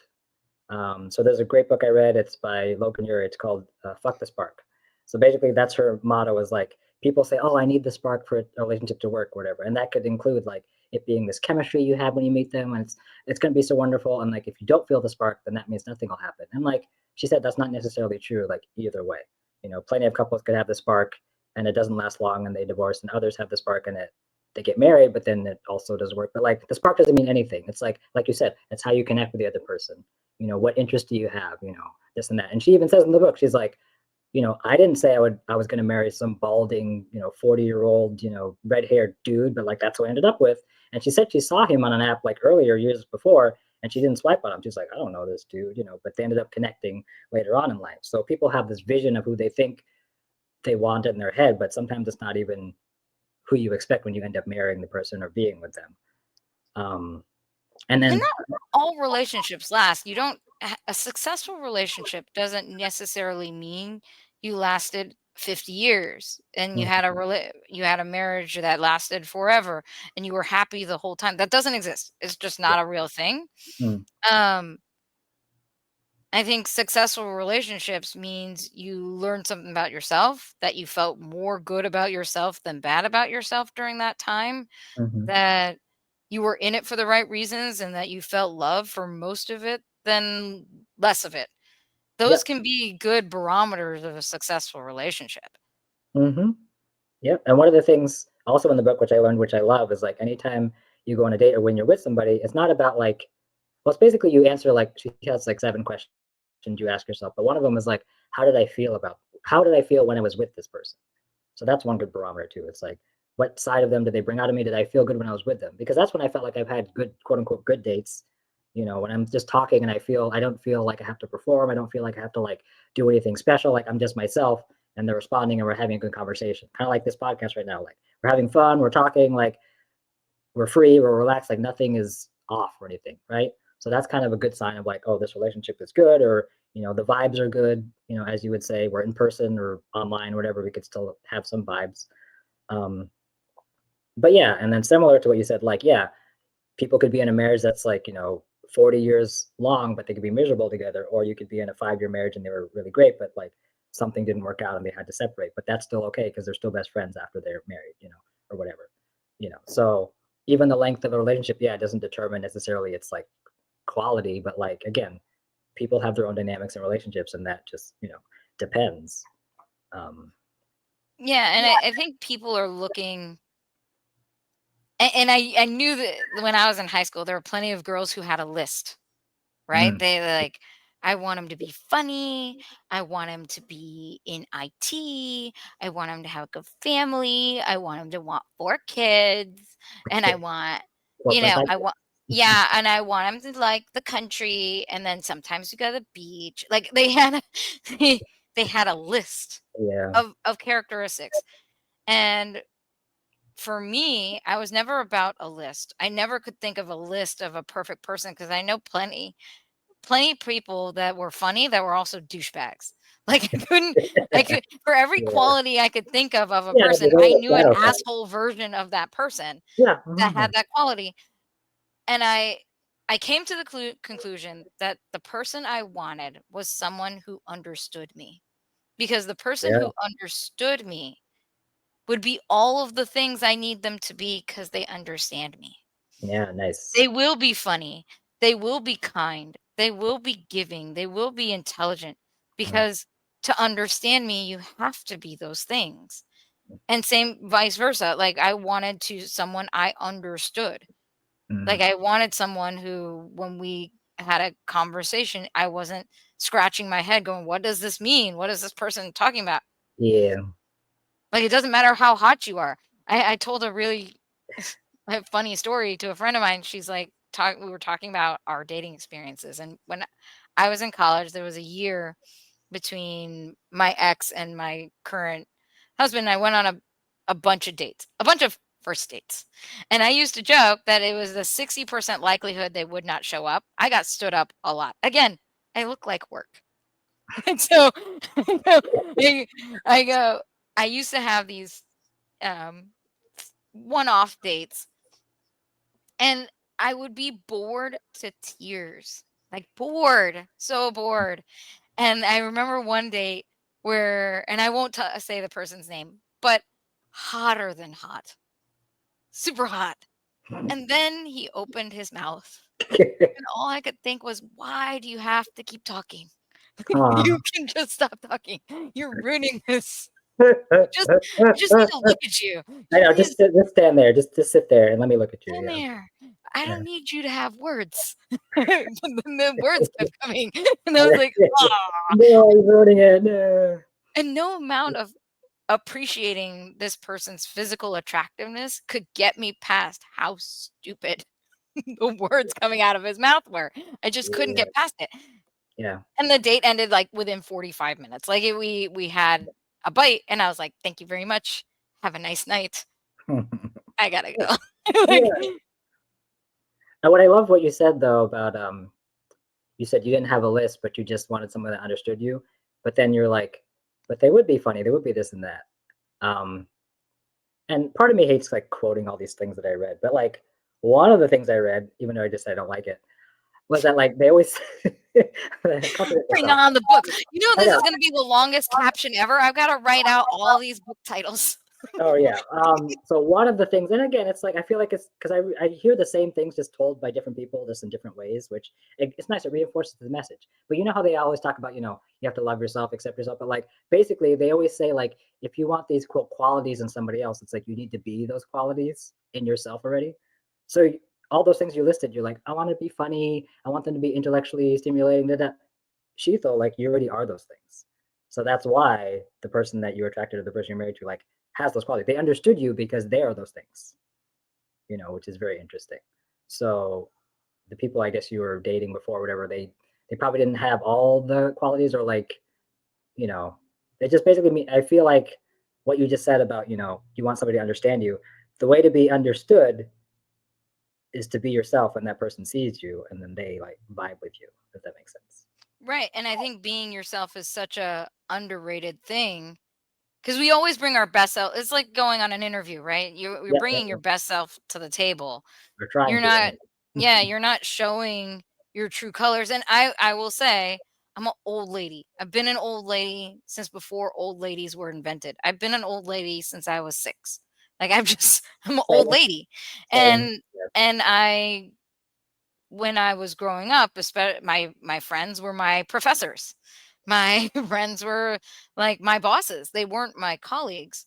At the same level as me. They were always people 10, 15, 20 years older than me because that's the life experience I had had at the time. I was yeah, 20 years ahead of me. And so I was even thinking about this reflecting on the 4-year relationship I had while I was in college. And people were like, "Oh yeah, it was good that you broke up. That was never going to last." Let me be very clear. He was a really nice guy. There was nothing wrong with this guy. He was kind, he was gentle, he was sweet, and at the end of it, I was taking him kicking and screaming where he didn't want to go, which was old man town. And then when you reflect on that relationship, I realized I was 21 years old. ooh, 21, 22 years old. yeah, This person that I was with, who again, I will never say a bad thing about, he was great, and was there for me through a lot of bad times, he was a 22-year-old boy behaving like a 22-year-old boy. yeah. And I was like, "Let's get married. Let's get our careers going. Let's have kids. Like, Yeah, and let's that's get a lot of, serious." yeah, And he did propose to me. We were gonna get married, but it was, he was behaving exactly the way a young man should, exploring himself, figuring out who he is. His brain wasn't fully developed, neither was mine. yeah, yeah. And I'm like sitting here going, "Why are you being such a baby?" Mm, And of course he was being such a baby. He was a baby. I was a yeah, yeah, baby. yeah, And having that realization that relationships don't always have to not work out because someone's bad or someone's to blame. We we didn't last because we were fundamentally different people and we were growing into fundamentally different yeah. ways. We Mhm. wanted very different things Yeah, out of our futures. I was past the explore, figure myself out phase. yeah. I didn't have patience for it. Mhm. And he deserved somebody that was going through the same thing and had patience for it and wanted to go have fun and didn't want to know what was going to happen 10 years from now. That's appropriate for a Yeah. boy his age. Mhm. Um, and he should have had that. And so it's not like I was bad or he was bad. It didn't work out. And that's okay. We don't have to be like, this was a It's all, bad person and I have to have animosity towards this person for the fact that it didn't work out. We just were different people. And I feel that too with relationships when you go on dates and it's a good date or it's a bad date and you go, this is a bad person. They did this to me on the date, or they said that yeah, that's just not mhm, your yeah. person. Exactly, yeah, it's just, and I love how you mentioned that. Yeah, it doesn't have to be the person's bad, or like, you know, it's one thing if they said some, offensive remark, or they're, rude or whatever, but it's another thing if just like, you're not my match. You're not my person at this time. Like, you want different things, or you quote unquote rejected me, but like, I know I didn't do anything wrong. Like, you said what you wanted in somebody, or you think about me, but like, I can't hold that against you. So, but I love how you said that for all those people out there, that yeah, like, not all relationships, I don't want to, I guess the word is like break up because, one person did something to the other in a negative way or anything. It's like people grow apart, or people want different things from the relationship. It's like a thing where a woman wants kids and the guy doesn't. Like, they could be two perfectly fine people, but if one person wants one thing and the other person doesn't, like, you're not going to force the other person to do that. And then the other person has resentment. So it's good that like at least you were both clear as to what you wanted for yourselves, and you didn't necessarily force the other to do what they didn't want. And that's kind of how it is. But at least you both learned from the experience, or it seems like you did. Yeah, and I think that it's so easy when you're dating to go, they did something to me, they rejected me, Mhm. or he was a horrible person, or he didn't, pull the chair out, or Yeah. she didn't pay any attention to me, or she was uninterested in me, and Mm. it's like they did something to you. They're Yeah. just not your person, and it's okay to just let that go. And even when you have distinct relationships, and I think about this in my relationship now. Someone asked me, like, what's the secret? You get people that are getting newly married, like, what's the secret to a long marriage? And Mm. I always say, you got to stop caring. Like this, and people go, oh my goodness, oh, and they bristle. I was like, what does that mean? I mean, it doesn't matter whether the sock is on the floor. Mm. It just doesn't matter. These little things every day that you wanna gripe and get mad about, Mhm. it just doesn't. These things don't matter. And when you start, like, the best thing to happen for me in my relationship was I gotta accept him for him. This Sure. is him. I gotta Yeah. stop pretending he's gonna wake up and be somebody else. And then Yeah. you think about, oh, what I should have, and I deserve this and that. Bitch, you don't deserve shit. Nobody deserves anything. Mm. Like, I don't Yeah, you think get what about, you get. Yeah. you get what you get, and it is a freeing experience to kind of go, I don't have expectations. I don't wake up in the morning and go, if he doesn't say this to me in the morning, then I know where I stand with him. Like, Yeah. it's Or if he doesn't say that thing, it's like he doesn't love me or whatever. he doesn't love me. Yeah, Like, like, no, that's yeah, no. no, we're past all of that. Like, I wake up in the morning and he either did the dishes or didn't. He either took the trash out or he didn't, or he either said he loved me today or he didn't. Like, I don't go, if this list doesn't get done today, it shows how much he cares about me, because I know how much he cares about me. Like, I can let those little things go. And Mhm. yes, there are things even in a marriage, and especially even long-term ones, long-term relationships, where you go, okay, this is a hill I'm going to die on. We need to figure this out. We need to argue about it. We need to Yeah. deal with it. Mm. But, whether he used the wrong laundry detergent or not is not one of those things. Like, it's Yeah. just, these are just not my hills. Yeah. At least he washed the clothes, you know. It's like, yeah, he used the wrong detergent, but he did the thing, you know. Yeah, it was funny because I have, OCD is the wrong thing, because, there's real OCD, there's real compulsion, but Mhm. I am specific in my domesticity. I'm specific. That's how I Mm. like it. Nice. When I have a way I like my laundry done, I have Yeah. a way I like the dishwasher to be loaded. I have I'm specific about how I like things. He's very specific too. Like, he's the Yeah. neater one of us, because we started this. I'm a hurricane. I'm not neat is not natural for me. Mm, It yeah. is work to be neat for me. Yeah. And it is a courtesy, is a training that I do, because I know he likes to be neat, and Yeah. for a conducive relationship, you got to give and take. Yeah. But I am very specific about how I like certain things. Mhm. And so he will, it's a very egalitarian relationship where he'll help with Ryan, or he'll help with, or he'll do the dishes, or he'll clean something. And I said to him, he's like, don't open the dishwasher. I'm like, why? He's like, you do not want to see how I loaded the dishwasher.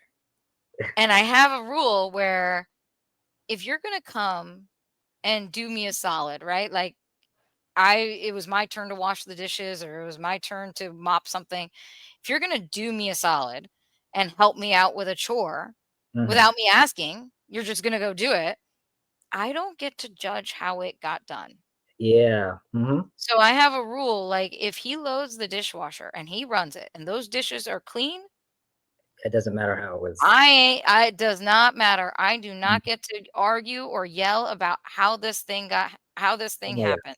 Yep. But Mhm. but I did tell him, like, if you don't press start, and now I'm adding Oh, stuff, I open this thing and it's dirty and I'm adding stuff to it, I'm not gonna be mad, And Yeah. I'm like I said, he knows this. I'm not mad, but Mhm. what I am gonna do is rearrange everything. Like Of I course, you yeah, have yeah. to expect that if you're not gonna start it, Mhm. now you've created more work for me because now I Yeah. have to pull it all out and Uh-huh. start over. Yeah. Yeah, that's I mean, communication is key, I think, in any relationship. Friendships, whatever, even families, like, that's a big thing for me. I'll quickly go back to what you said about, like, when people say, "Oh, they did this to me, they did that to me." It's like, I feel like it's more about, like, behaviors are what people do, and you can't control their behavior, but that behavior may have offended you or it may have, like, made you upset, but, like, people still behave however they want. It's like it's your job to either communicate it or react to it and however you want to. But like you create more work for yourself if it's like if it bothers you so much, then you deal with it how you need to deal with it. But like the behavior could be bad, but is the person bad?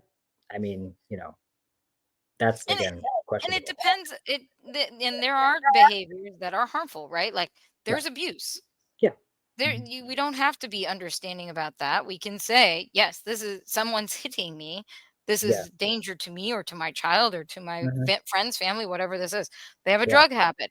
They have a gambling problem. They're stealing money. There mhm, are behaviors that are absolutely harmful and mhm, they're and just non-negotiable. And you have to kind of protect yourself and your own peace. exactly. But is the fact that the shoes are left out like the Mhm, thing. And a lot of times with girls, it's they miss the hamper. I'll give you one that drives me absolutely up the wall. I even mentioned it today. And you're a guy. What is it about you? The toilet paper is sure. empty. Oh yeah, I We said had that. this conversation. Yes. The toilet paper roll is Yeah, empty. I yeah, have 3 bathrooms. The toilet paper roll is empty in all three. There is toilet paper in each bathroom. Spare.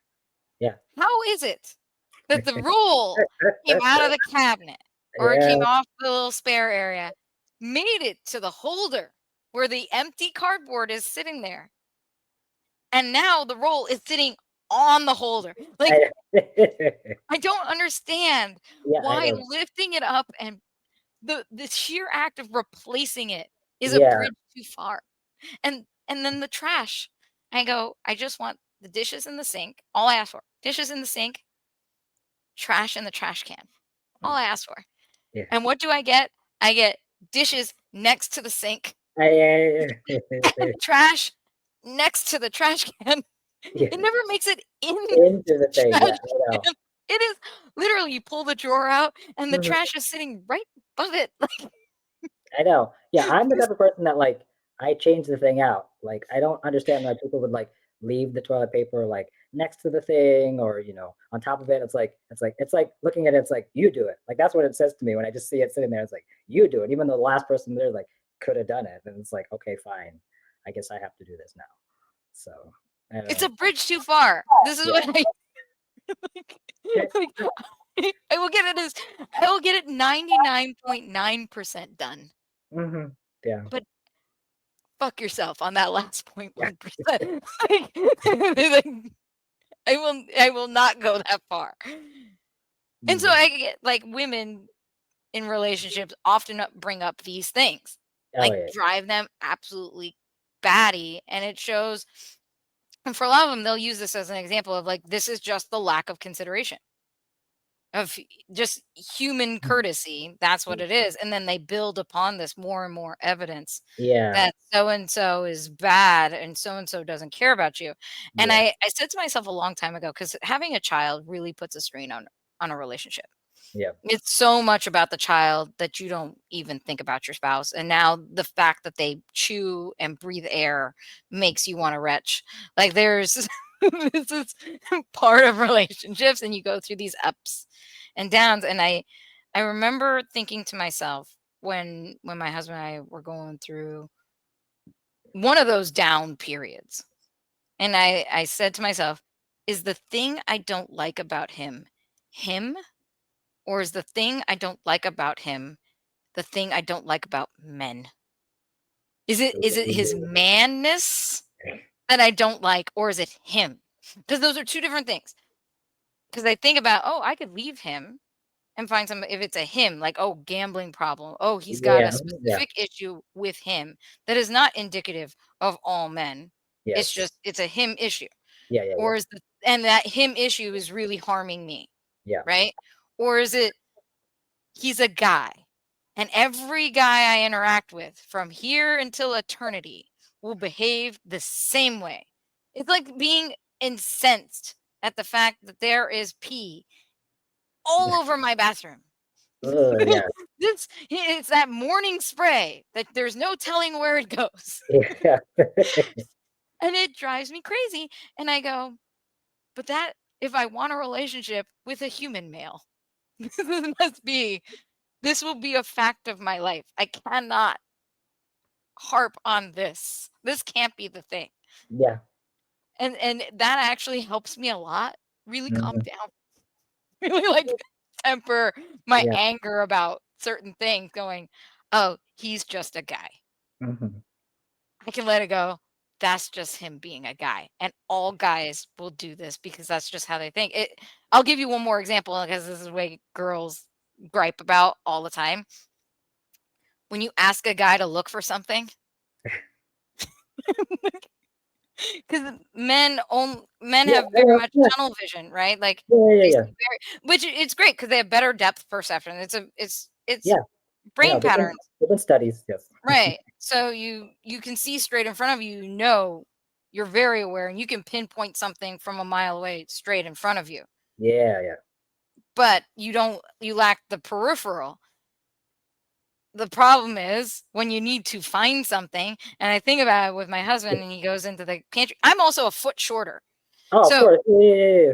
So he walks in and looks eye level straight in front of him and goes, it's Yeah. not here. It's there. It's not here. It's there. It's not here. All right. And then I come and I turn his head and there it is. Or turn Yeah. it down. Yeah. There it is.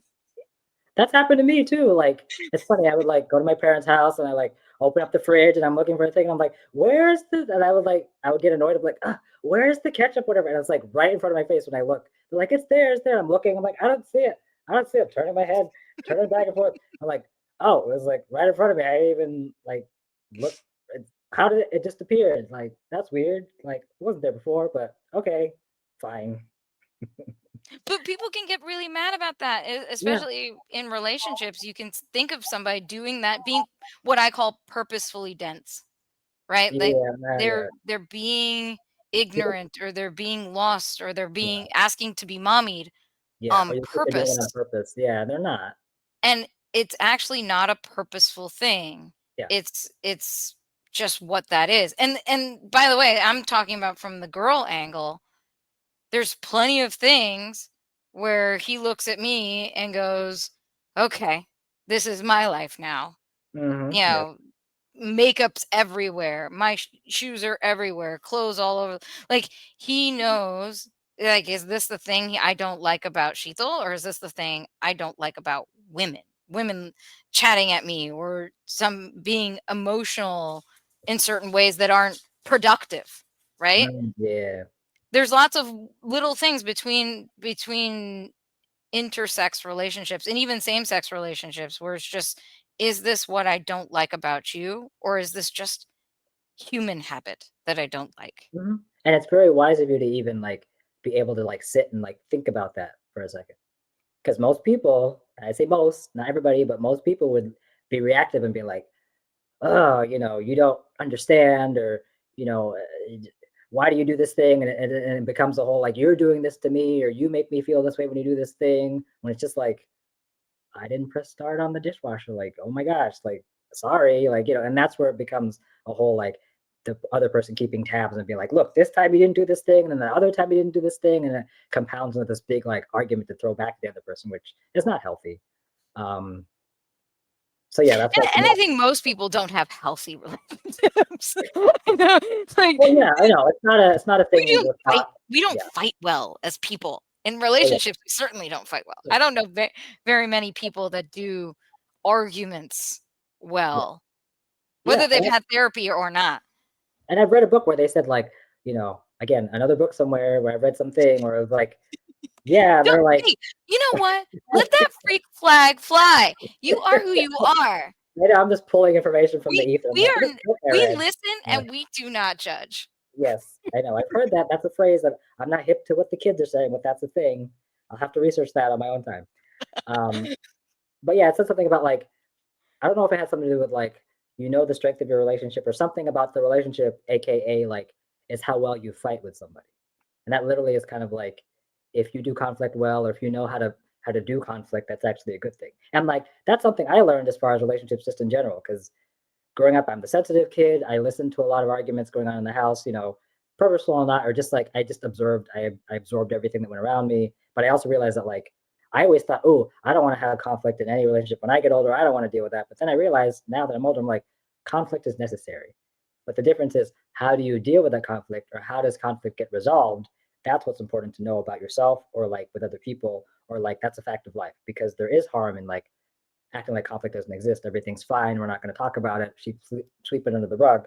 But there's also the negative too of like, let's fight in front of everybody and let everybody see this, and then it never get resolved. And that's what people need to be taught. Kids especially, they need to see you fight, but also see you resolve it, because that's the important part. If they can see their parents resolve their fight or how they do it, even if it's messy, but like if they say at the end of the day, they see a kid sees you, mom and dad go like, oh, I'm sorry, or I'm sorry about that, or step away for like 5 minutes and then come back and then resolve it, like that's a teaching moment essentially.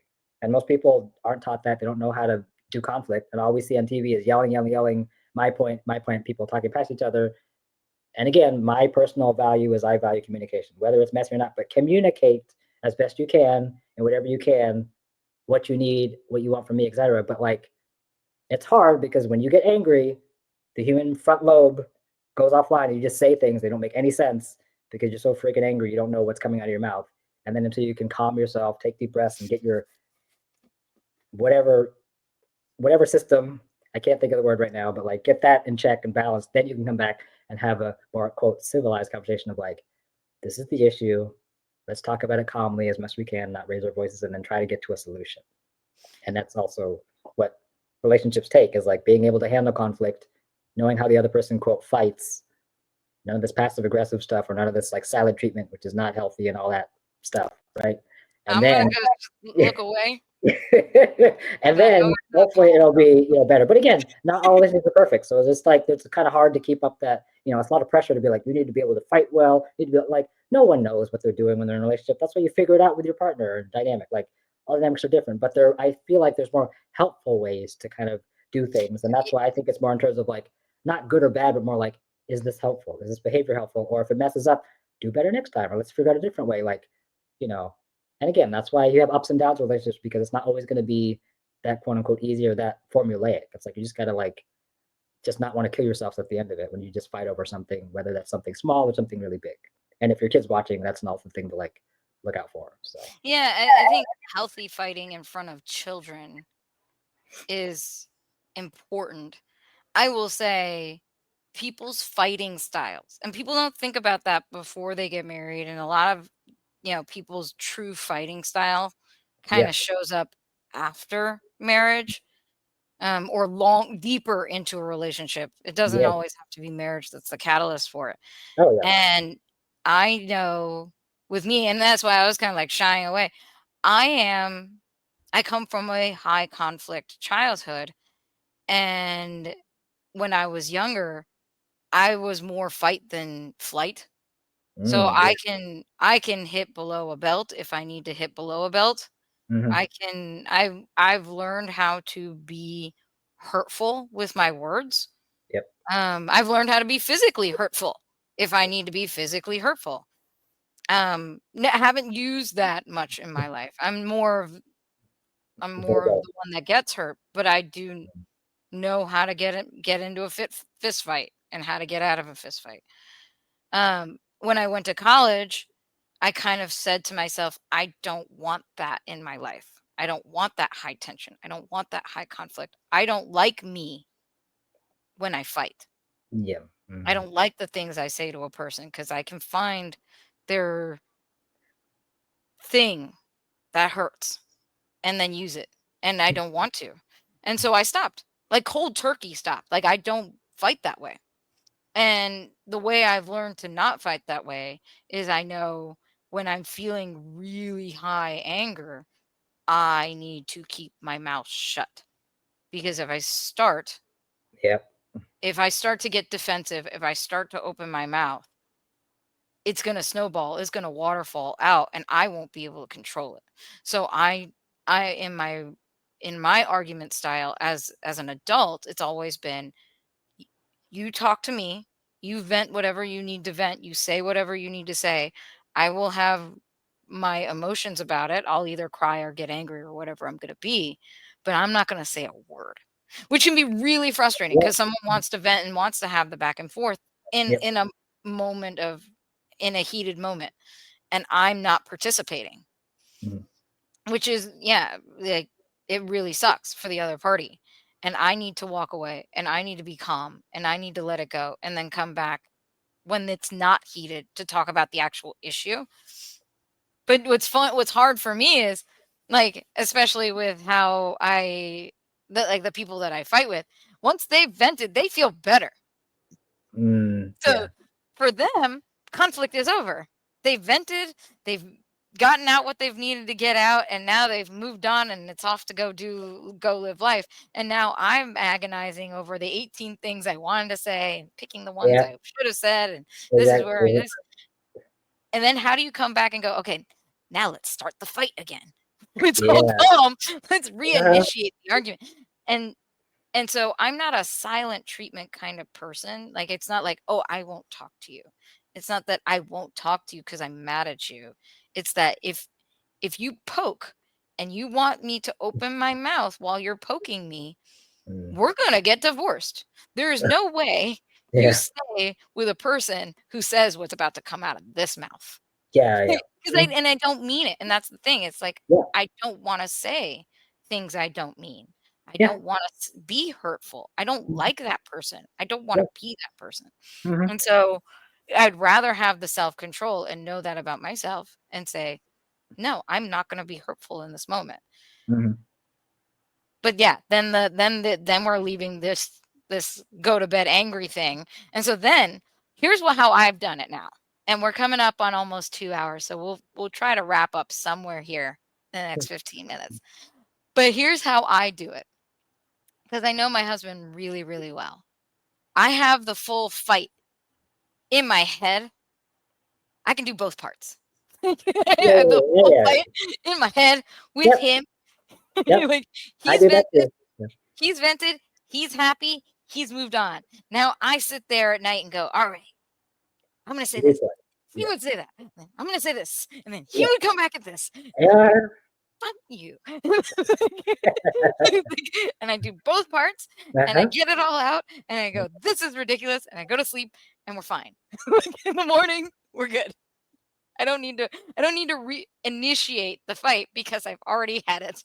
In your The fight head. is there. Yes. In my head, Wow. on myself. So you don't have to like talk about it. You're just like you've already processed it that way in your head. Yeah.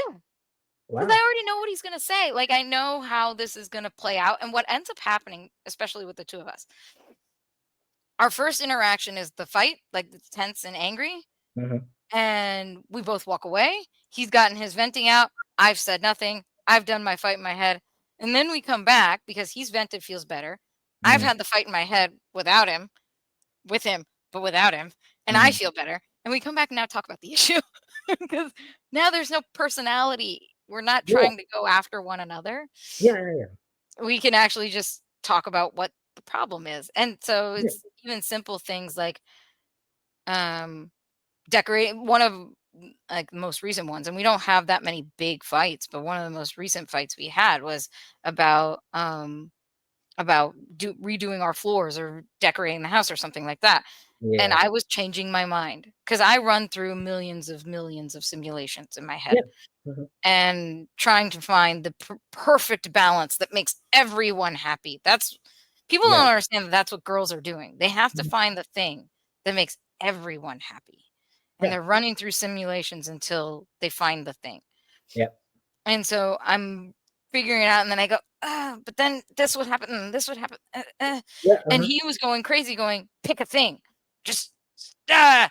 Not that easy. It's not that And then easy. he goes like, you always do this. And I'm like, you always do this. And then I'm like, shut up, Shital, before you say something. And then so now he's yelling at me, and not yelling at me. Like, we're not, it's not my father or anything. It's not like that. But like, we're having an argument, but I'm not saying anything. He's like, you're just not going to talk to me. I'm like, you don't want me to say things. You don't want to open that can. No. And then I go away and I go, oh, I can't believe you said that to me. And I can't believe this is how I behave. I deserve better than this. And then they're like, but I'm such a nice guy. I'm like, I know you're a nice guy, but I'm having that fight. And I come back, and then the next day he goes, okay, I see what you're saying. And I go, I know, I see what you're saying. It's not right for me to have the contractor coming out 2 times to keep showing me samples. I'm going to get it together. He's like, I get what you're trying to do. And I'm like, I get what you're trying to do. And we resolve it. Yeah. But basically, he had a fight with a brick wall, and I had a fight with myself. And that is our fighting style. Yeah. And that actually works because you both had space to kind of process it, because you came back and you like, he finally understood after him venting and feeling better, because that's actually, I'm censoring myself again. I do this. I do this all the time. It's like, there's because nobody here. They're listening. They're invisible and they're listening. But yeah, it's like, that's like, in my head, I'm like, that's a therapy technique of like, it's like when you journal that you get all the words out or whatever. So like when we talk about conflict or whatever, like you have your friends that like dump on you, right? That's them venting. And then what you could say as Sheetal, you could be like, do you want a solution? Do you want me to just listen to you? Or what do you want from me in this interaction? Because either you're gonna feel drained if you don't say that, or they're just like, if they say, I just want to vent, then they can just blah, blah, blah to your face, and you're just like, I don't need to take this, but whatever. And then they feel better and they walk away. But like, I think that's what maybe your husband, his style of like, he gets upset, he has an issue. His issue is not with you specifically, but with the flooring or whatever. So he vents at you, spouting all these things, and you're actually not saying anything back, which is good for him because he just needs to get it out. Once he gets it out, he feels better. And then he basically processed it from the time away for you while you're fighting in your head over here. Like, that's your way of processing it, because you need to like absorb the information, run it around in your head, all the simulations, blah, blah, blah, blah, blah. And then you come back like, oh, I figured out what I want to say to him now that I'm not all heated and like want to punch him in the face. And then that's when he goes back, he's like, oh, I know what Sheetal said now. We can talk about this. And it's like 8 a.m. the next day, you're having breakfast, you're like, okay, I understand now. And that's when the emotions are less heated. Your brains are online again because you're not angry and like yelling at each other and emotionally hitting each other with, ad hominem attacks or whatever. You're just like, oh, okay, we're talking about flooring. Yeah, this situation, and you get down to brass tacks, practical things. So yeah, that's very effective.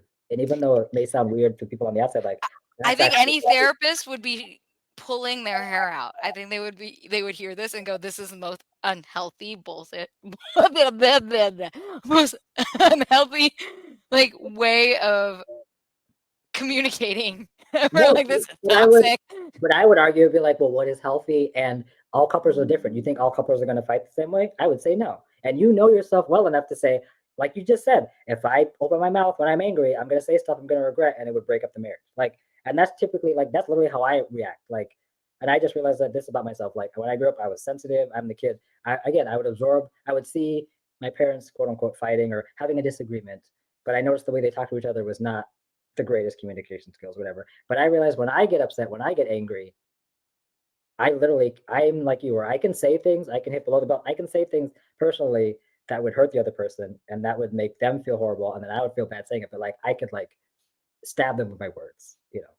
I say that's my Gemini in 8th house, whatever. But still, like, my words are fire if I get upset. So I actually am scared of like expressing what I really feel in the moment, because I could hurt somebody with my words.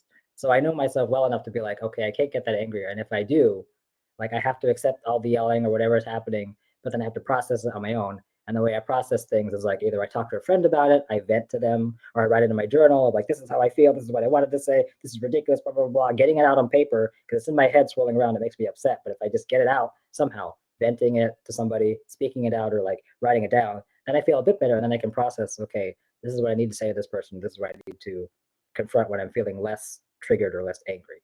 And I think that's essentially what you do, is like, you process it in your head, and then you can approach the situation at a different angle. Yeah. Or I process it here. That's Yeah. that's whatever it is that I do. But it's interesting because I'll probably leave. We'll do a little bit of parting thoughts here. Every relationship is different, and finding relationships is hard, and finding your person or your people, right? However it be either romance or friendships or even family, finding those connections. Those connections, people want to have a prescription for it. This is a healthy relationship. This is a healthy friendship. This is what good looks like, and this is how it should be. Yeah. And at the end of the day, you have to care about the well-being of another person. And if you can start with, I care about the well-being of another person. Now, do we have enough to communicate on, enough to relate on, that to foster a lasting bond, a lasting friendship or relationship that is beneficial to me, that yields more caring for the person and them more caring for me, because who's going to understand you? So you have your romantic relationships where they understand you on one level, and then you have friendships that in many ways can be even more intimate than your romantic relationships, even more harmful when those end or break up, because a good friend, a falling out with a good friend, can be just as damaging, if not more so, Oh than yeah. damaging than having a divorce. Mm-hmm. That you have to be willing to be yourself. You have to be willing to get hurt. You have to be willing to recognize that connection takes a lot of forms, and you have to be open to the form that's coming to you, not the one that you're trying to manufacture. Yes. Yeah, you can't force relationships necessarily. And it helps to know yourself enough, know bits and pieces of yourself of what you would prefer, what you would like, but also be flexible about it. Notice how you feel when you're with somebody or when you're talking to somebody. Connect with those commonalities to help you kind of feel at ease with the person. You know, a stranger is always going to be a stranger, but there's a quote of like, a stranger is just a friend you haven't met yet, you know. So yeah, kind of getting in touch with how you feel, what you know works for you, what you feel when you're with the person, but then try to work with that, because if you want friends, you got to go out and try to make them. It's going to be risky. It's going to work. It sometimes doesn't work with people. It doesn't mean it's anything wrong with you or the other person. It's just, you just got to keep trying and see what fits.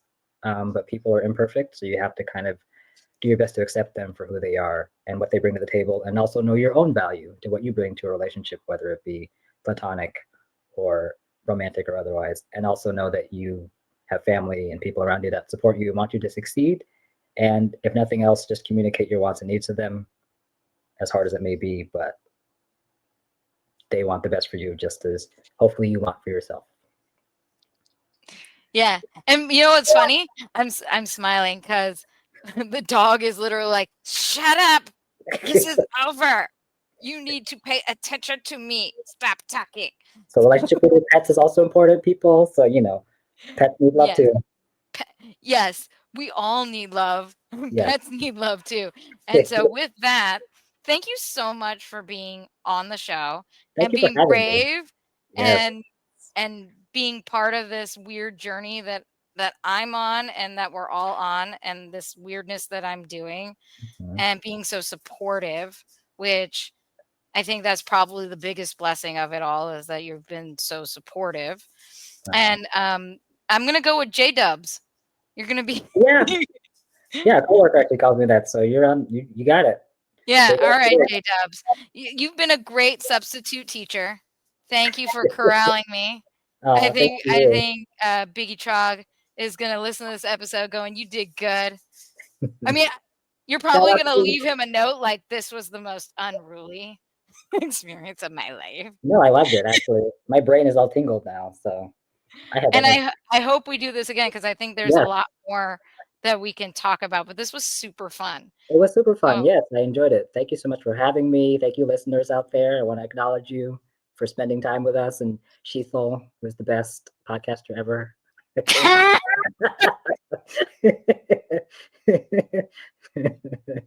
well, if you made it to 2 hours, and I know that like everybody turns it off after like 15 minutes, I but know if they're you like, made it stop to talking 2 now. I hours, don't know what to start. yeah, Yep. shut up.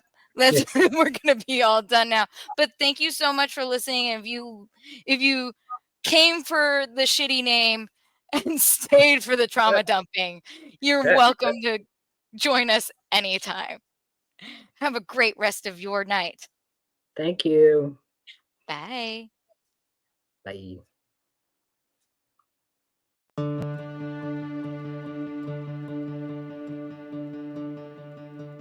Thanks for hanging out with us today. If you love this episode, or if you at least didn't hate it, don't forget to hit that subscribe button so you never miss what's coming next. And hey, share it with your friends, share it with your family. Until next time, stay bold, stay real, peace out, deuces, and keep speaking your mind. See you soon.